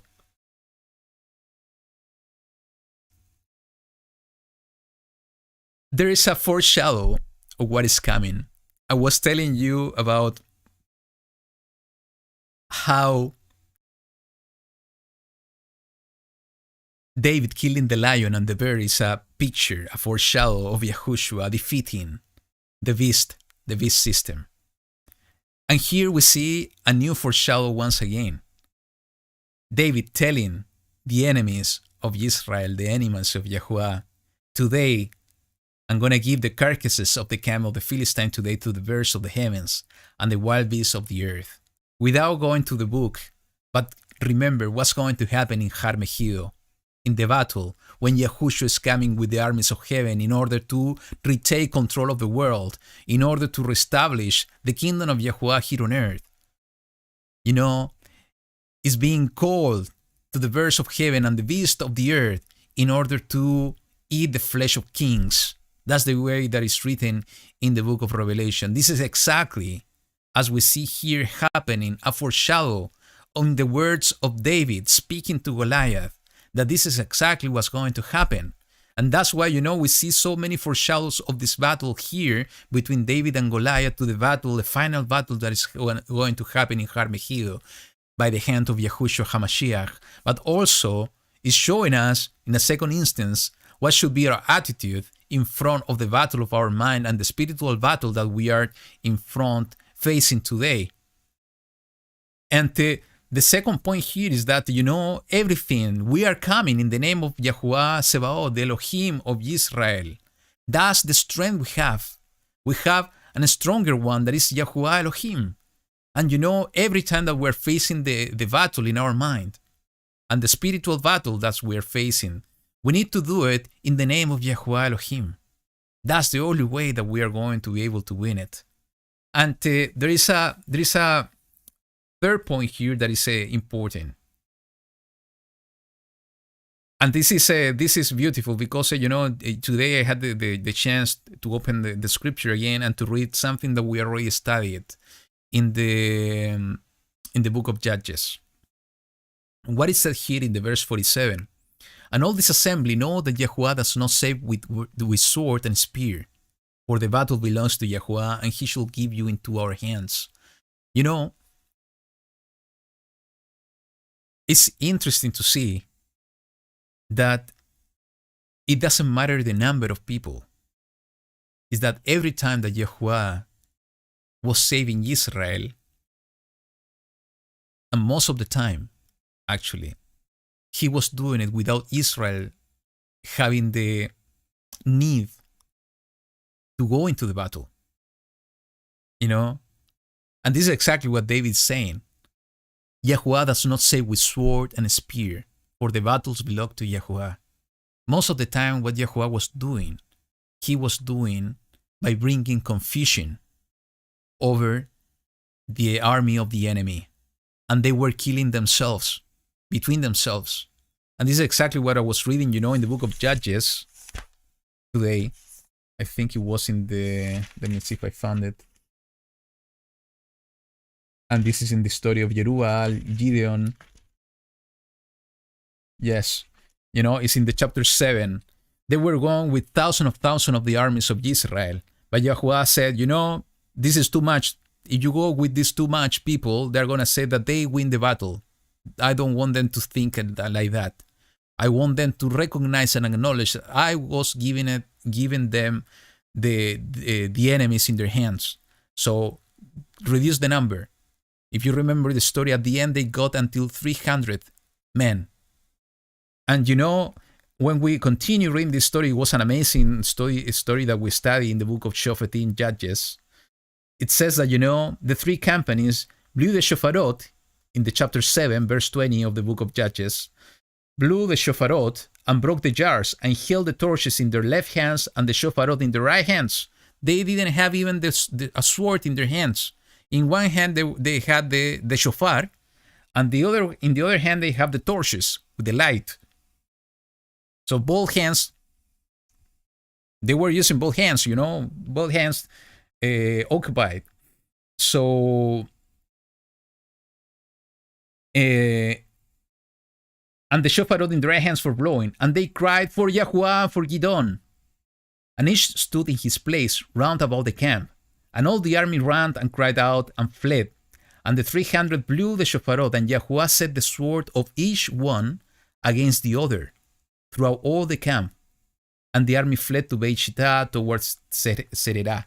So we see here, Yahuwah bringing deliverance to his people by bringing confusion over the army of the enemy. And they were killing themselves. Israel didn't have even the need to go and pursue them or to use any sword or any kind of weapon, because Yahuwah was the one giving them the win. He was the one fighting the battle for them. And this is exactly what we see here in the words of David. Yahuwah does not say with sword or spear, for the battle belongs to Yahuwah. If we really trust in Yahuwah, Yahuwah will fight the battle for us. We won't need even to do nothing, to do anything in order to win the battle, because Yahuwah was going to be the one to give us the win of the battle. But there's something even more beautiful that I see here, that is in the same words that Yahushua was bringing to Israel in his first coming. David was saying the following in the verse 45. But I come to you in the name of Yahuwah Sebaot, the Elohim of the armies of Israel, whom you have reproached. David was coming in the name of Yahuwah. And this is a beautiful representation of Yahushua. Why? Because if we go to the book of Matthew, chapter 23, excuse me. And this is an amazing chapter because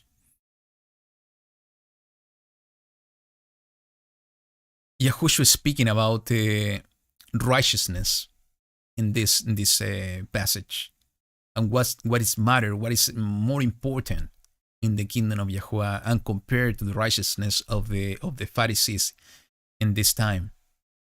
And it's an amazing passage that we should read constantly, because it's giving us, the strength in order to continue this walk and just to understand what Yahuwah is seeking for his people. So it is written at the end of this passage in the verse 37, 38, and 39 the following. Jerusalem, Jerusalem, killing the prophets and stoning those who are sent to her. How often I wish to gather your children together, the way a hen gathers her chickens under her wings. But you would not. See, your house is left to you laid waste. For I say to you, from now on, you should by no means see me until you say, blessed is he who is coming in the name of Yahuwah. Baruch Hashem YaHuWaH. Baruch atah Hashem YaHuWaH. Blessed is he who is coming in the name of Yahuwah. Baruch Va Eleicha BeShem YaHuWaH. Blessed is he who is coming in the name of Yahuwah. Yahushua was speaking about himself. You won't see me again until you say, blessed is he who is coming in the name of Yahuwah. In the same way that David was telling the giant, I'm coming to you in the name of Yahuwah. Yahushua is the one coming in the name of Yahuwah. That's why David is such a beautiful representation of our Mashiach. It's such a beautiful example to all of us that we need to come in the name of Yahuwah Elohim Sebaot. We need to come in his name, and by coming in his name, we will have the strength to face any challenge or any giant in our times. So let's go and let's finish this chapter in chapter 17.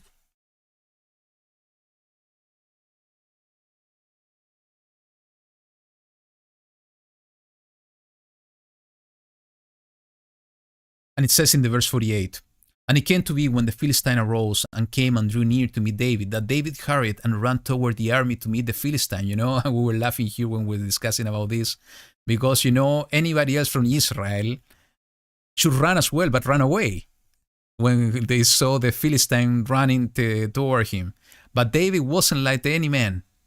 And that's the same attitude we need to have. He ran, but he ran towards the man for battle. He was not running away, escaping. No, he was running as well to face him. And David put his hand in his back and took out a stone and slank it and struck the Philistine on his forehead, so that the stone sank into his forehead, and he fell on his face to the ground. Thus David was stronger than the Philistine, because he was with the Ruach HaKodesh. The Ruach was giving him the strength. He was stronger than the Philistine with a sling and a stone, and struck the Philistine and killed him. And there was no sword in the hand of David. We don't need a sword, because Yahuwah is the one fighting the battle for us. Then David ran and stood over the Philistine and took his sword and drew it out of his sheath and killed him. Can you imagine, with the strength of this guy, the sword should be very heavy. But even that was heavy, Yahuwah was giving David the strength in order to take it and use it, and kill him and cut off his head with it. And when the Philistines saw that their champion was dead, they fled.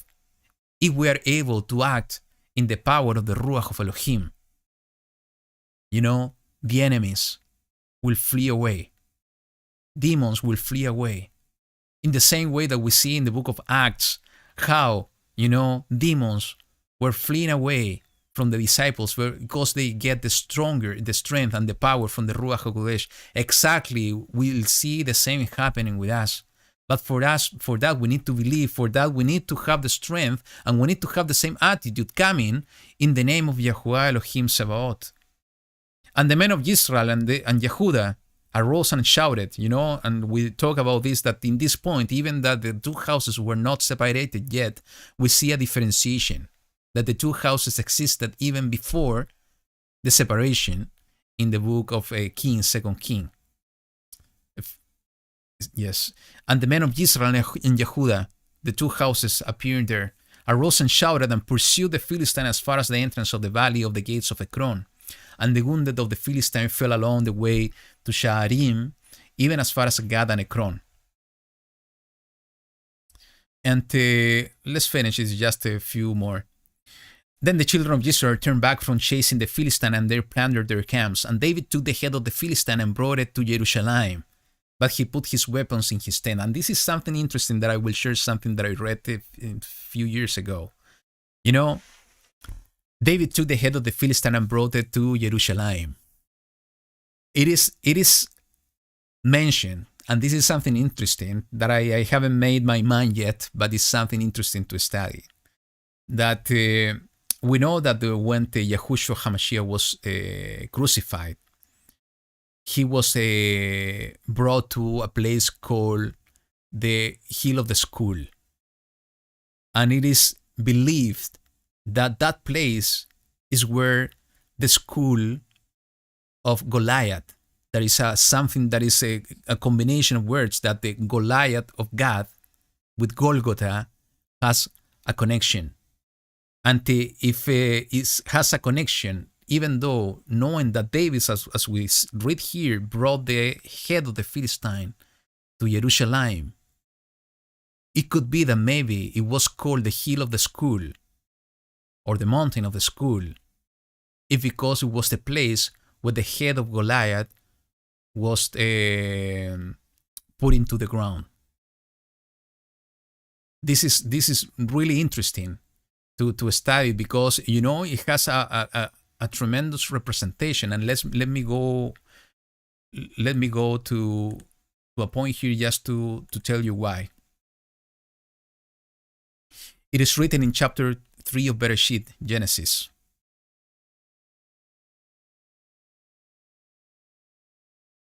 Let me find it.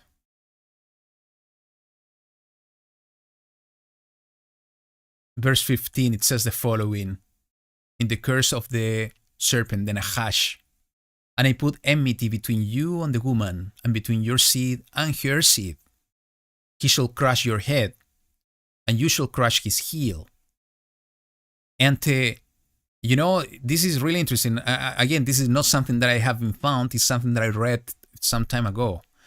Because if we understand that the giants are the enemies of Yahuwah, and somehow it's connected to the seed of the serpent, and Yahushua was offering his life in the Hill of the Skull, and in that place was the head of Goliath, a representation of the enemies of Yahuwah. You know, Yahushua was crushing his heel with the nails. But the head, he was crushing the head even literally, if that was the place, with his feet, the head of Goliath, a representation of the head of the serpent. And this is something really, really interesting to study, you know, because if it is written here in the book of Samuel that David brought the head of Goliath to Jerusalem, it's not because of something. It's because there is a purpose even more greater than we think, and most probably this is exactly the purpose of what we see here happening. David again speaking spiritually in the same way that the Ruach was using him to write the Psalms, the Tehillim, speaking prophetically of what's going to happen and the place where this were going to happen. You know, that's the only explanation of why he was bringing the head of Goliath, not because of a trophy, because he was doing something prophetically in the future, because the Ruach was moving him, and that's the picture that was reading in the past, and I think that could be in this way, that the Ruach was moving him in order to bring the head of the serpent, the head of the Nephilim, because a new David, the seed of David, the rightful king, was coming in the future in order to fulfill the promise of Yahuwah at the very beginning. The beginning that that seed was going to crush the head of the serpent. So let's continue, let's finish this chapter. So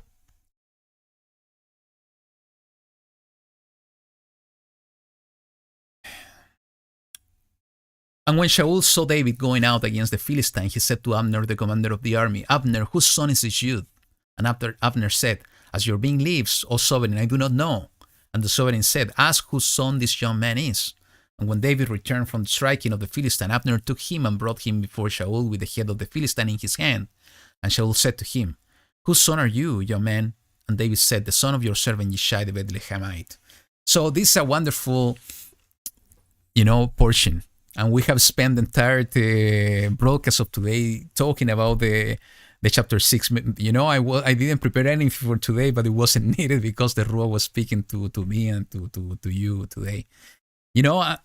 I think the main message is that we need to work in the same spirit, that we need to continue in the same Ruach, that we need to have the same type of attitude, that we need to go into action, knowing that Yahuwah is with us, knowing that Yahuwah is giving us the strength. And what a beautiful sky that I see here in the window. That's why I was looking back. Yahuwah is with us today. It's amazing to see that how He has been calling us to fulfill our purpose, and the way to do it is with the Ruach HaKodesh, in the same way that David was doing it. The chapter 18, there's only one thing that I want to refer to. And there is something interesting, because we see here in the chapter 18, in case you already read it, there are three things maybe that I will mention. One thing is that we see here Shaul starting to persecute David. And this is what we are going to start seeing in the next portions, most probably. But he started, envy,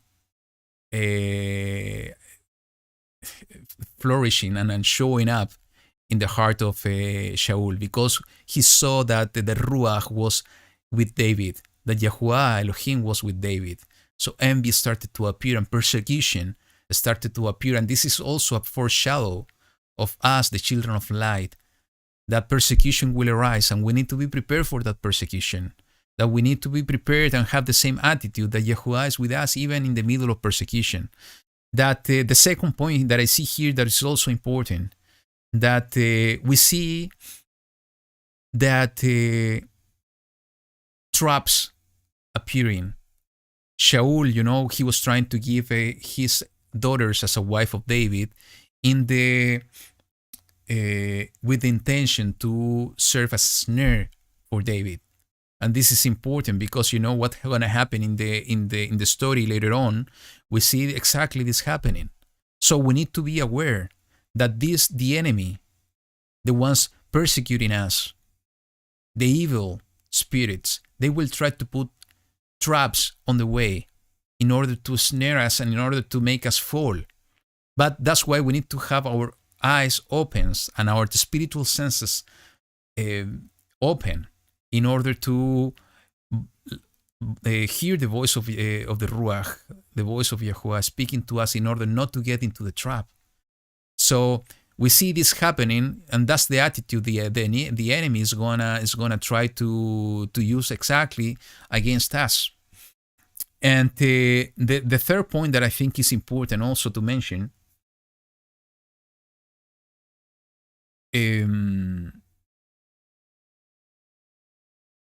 is let me look for it. Is that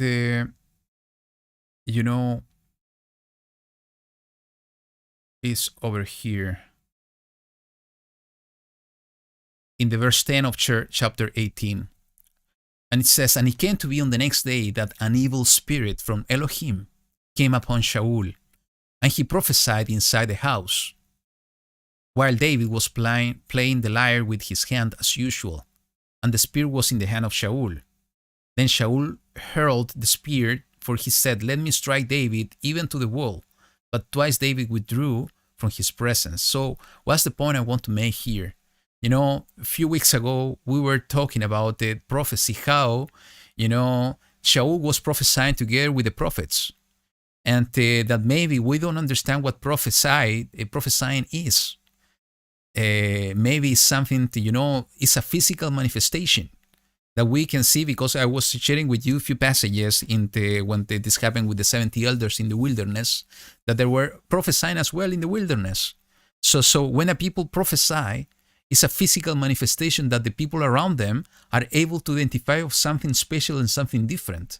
If I'm speaking in one tongue, that everybody is speaking to me all the time, I'm going to be able to understand and to differentiate that he's prophesying? Most probably not. I do believe that in these experiences, when the scripture is saying that the people started to prophesy, when the Ruach was coming upon them, it's because they were doing something so different. And they were speaking in a different way that was not the usual way they spoke, and maybe in a different tongue that they were not using to hear, that they were able to understand that they were prophesying. So what's the point here? Is that we see here happening exactly the same with an evil spirit. An evil spirit that Elohim allowed to go and come upon Shaul, made him prophesy. So that's why it's so relevant to listen to the words of Yehohanan, John, in his first letter, that we need to discern the spirits, that we need to use the gift of the Ruach HaKodesh for discernment of spirits, in order to understand if a spirit is coming from Elohim, is the spirit of truth, or is an evil spirit that is going and using a person. And that's the only way to be able to discern the type of spirit is with the Ruach of Elohim in us. But we need to be aware, as it is written in the book of Peter, in Kepha, we need to be aware of false prophets. We need to be aware of false teachers. We need to be aware of those that are rendering service to Elohim, but they are not serving him at all. And why I'm saying this? Because an evil spirit even can make a person prophesy, as we see here, in the same way that the Ruach is making us prophesy as well. So we need to be attentive. This is a spiritual warfare. This is a spiritual battle, that the only way that we are going to be able to fight it is by the hand of Yahushua HaMashiach, beside Yahuwah Elohim, in the name of Yahuwah Sebaot. And that's why we need to seek the Ruach of Elohim. That's why we need to ask Abba to fill us, this vessel, and up to here, from our foot up to our head, to the top of our head, with the Ruach of Elohim, with the living water, because that's the only way that we are going to be able, and with the real armor gear, to fight this battle gear, in order to fight this fight. So, but let's be aware, and that's the only point, the most important point that I wanted to bring about the chapter 18. We need to be aware. Evil spirit manifest themselves as well in the people. And some of their manifestations are very similar to the manifestation of the Ruach of Elohim. It's just a matter to think what the magicians did in Egypt. They were able to do the similar results of some of the signs that Moshe was doing by the hand of Yahuwah. But there was one moment that they were unable to do it, because they didn't have the power to do it, because Yahuwah Elohim is the only one powerful in order to do anything in his creation. So that's why we need to be aware of it. That's why we need to know that the tactics of the enemy is to have similar manifestations than the manifestation of the Ruach of Elohim. But also, we need to be aware not to tell that a manifestation of the Ruach of Elohim is something wrong, because we see an evil spirit maybe doing something similar. Because if we do that, we can be going into mistake. We need to we need to ask Abba to give us the wisdom in order to understand if the manifestation of his Ruach is something true or not. And the only way that you are going to be able to know it is by experiencing yourself. Asking Abba to give you the experience of the manifestation of the Ruach of Elohim in your life. That's the only way, through your own experience, that Yahuwah will give you wisdom. So I just wanted to point this out because it's important. This passage and this verse particular is very important for us, that we are fighting this spiritual battle in our days. So brothers and sisters, this is what I have to share with you. We have been talking about this amazing chapter for 2 hours already. It has been feeding me, believe me. I wasn't in a very good mood at the beginning of this broadcast, being very, very direct with you. But not because I was angry or not. No, I was feeling very tired. So I wasn't feeling that connected today for this broadcast, to be honest. But, this food had been giving me even a smile today, as you see, because it had filled in my heart.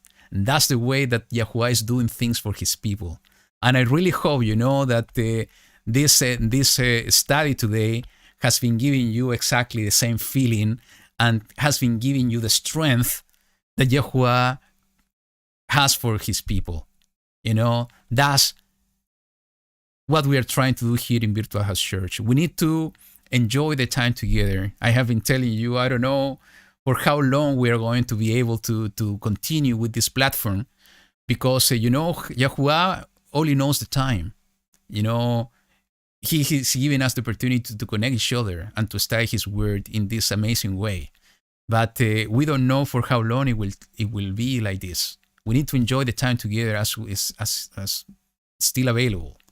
But the most important thing is that everything that we are studying here in Virtual House Church is in order to prepare our heart, even if we don't have the chance for a while to be with each other, connecting maybe in the near future like this. The Ruach is telling me to remember what I told you, all this tehillah is going to be for a while maybe. It's like morning can last for a night, but joy is coming in the morning. So we know that the time is coming ahead, that in the meantime, again, I want to thank all of you for joining me today. And I really hope to see you next week in Virtual House Church in the next Shabbat. And you see, now it's working now. So you see, the power of prayer is so beautiful. I saw somebody writing here, the casting out demons of this broadcast. And you see how YaHuWaH is working for us and giving us the strength. That's the power of prayer. That's the power of the Ruach HaKodesh with us. So, that's the attitude. That's the bottom line of what we have been studying today. That's the attitude and the mindset that the Ruach is with us and we have the power to do all by the name of Yahushua HaMashiach. So brothers and sisters, once again, thank you so much for joining me today. Hope to see you next week in the new Shabbat, in the new Virtual House Church. In the meantime, YaHuWaH be with you all. Have a wonderful week and a blessed week. And I pray to YaHuWaH that his Ruach and his presence be with you throughout this entire week. So Shabbat Shalom. See you next week. And we're going to finish, as we always do, with the Aaronic blessing. Here we go. So see you next week. Shalom.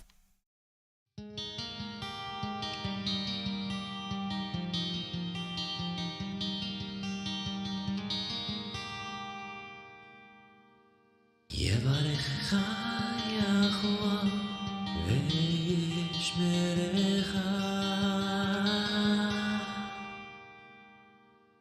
יאר יחוה פניו לך וחונקה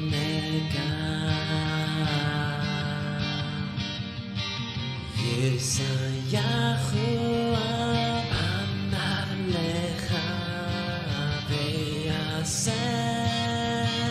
לך שלום יישא יחוה פניו לך ויעשה לך שלום ויעשה לך שלום ויעשה לך שלום.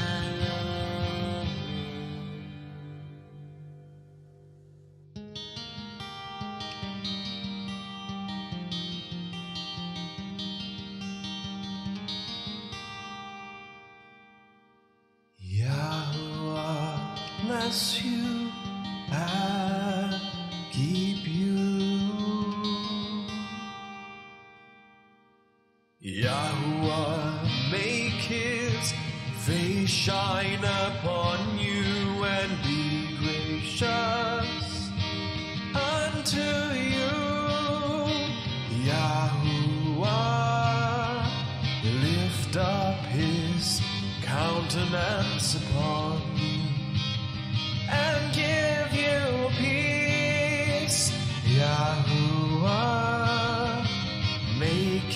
his face shine upon you and be gracious unto you. Yahuwah, lift up his countenance upon you and give you peace.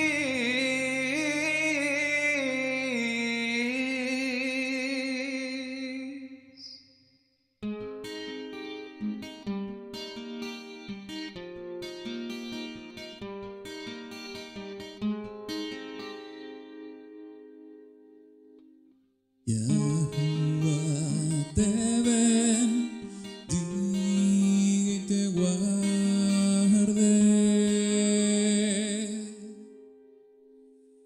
Yahuwah haga resplandecer su rostro en ti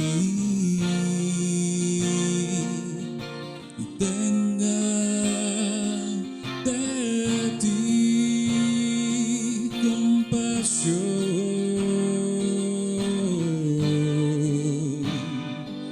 Yahuwah alce su rostro sobre ti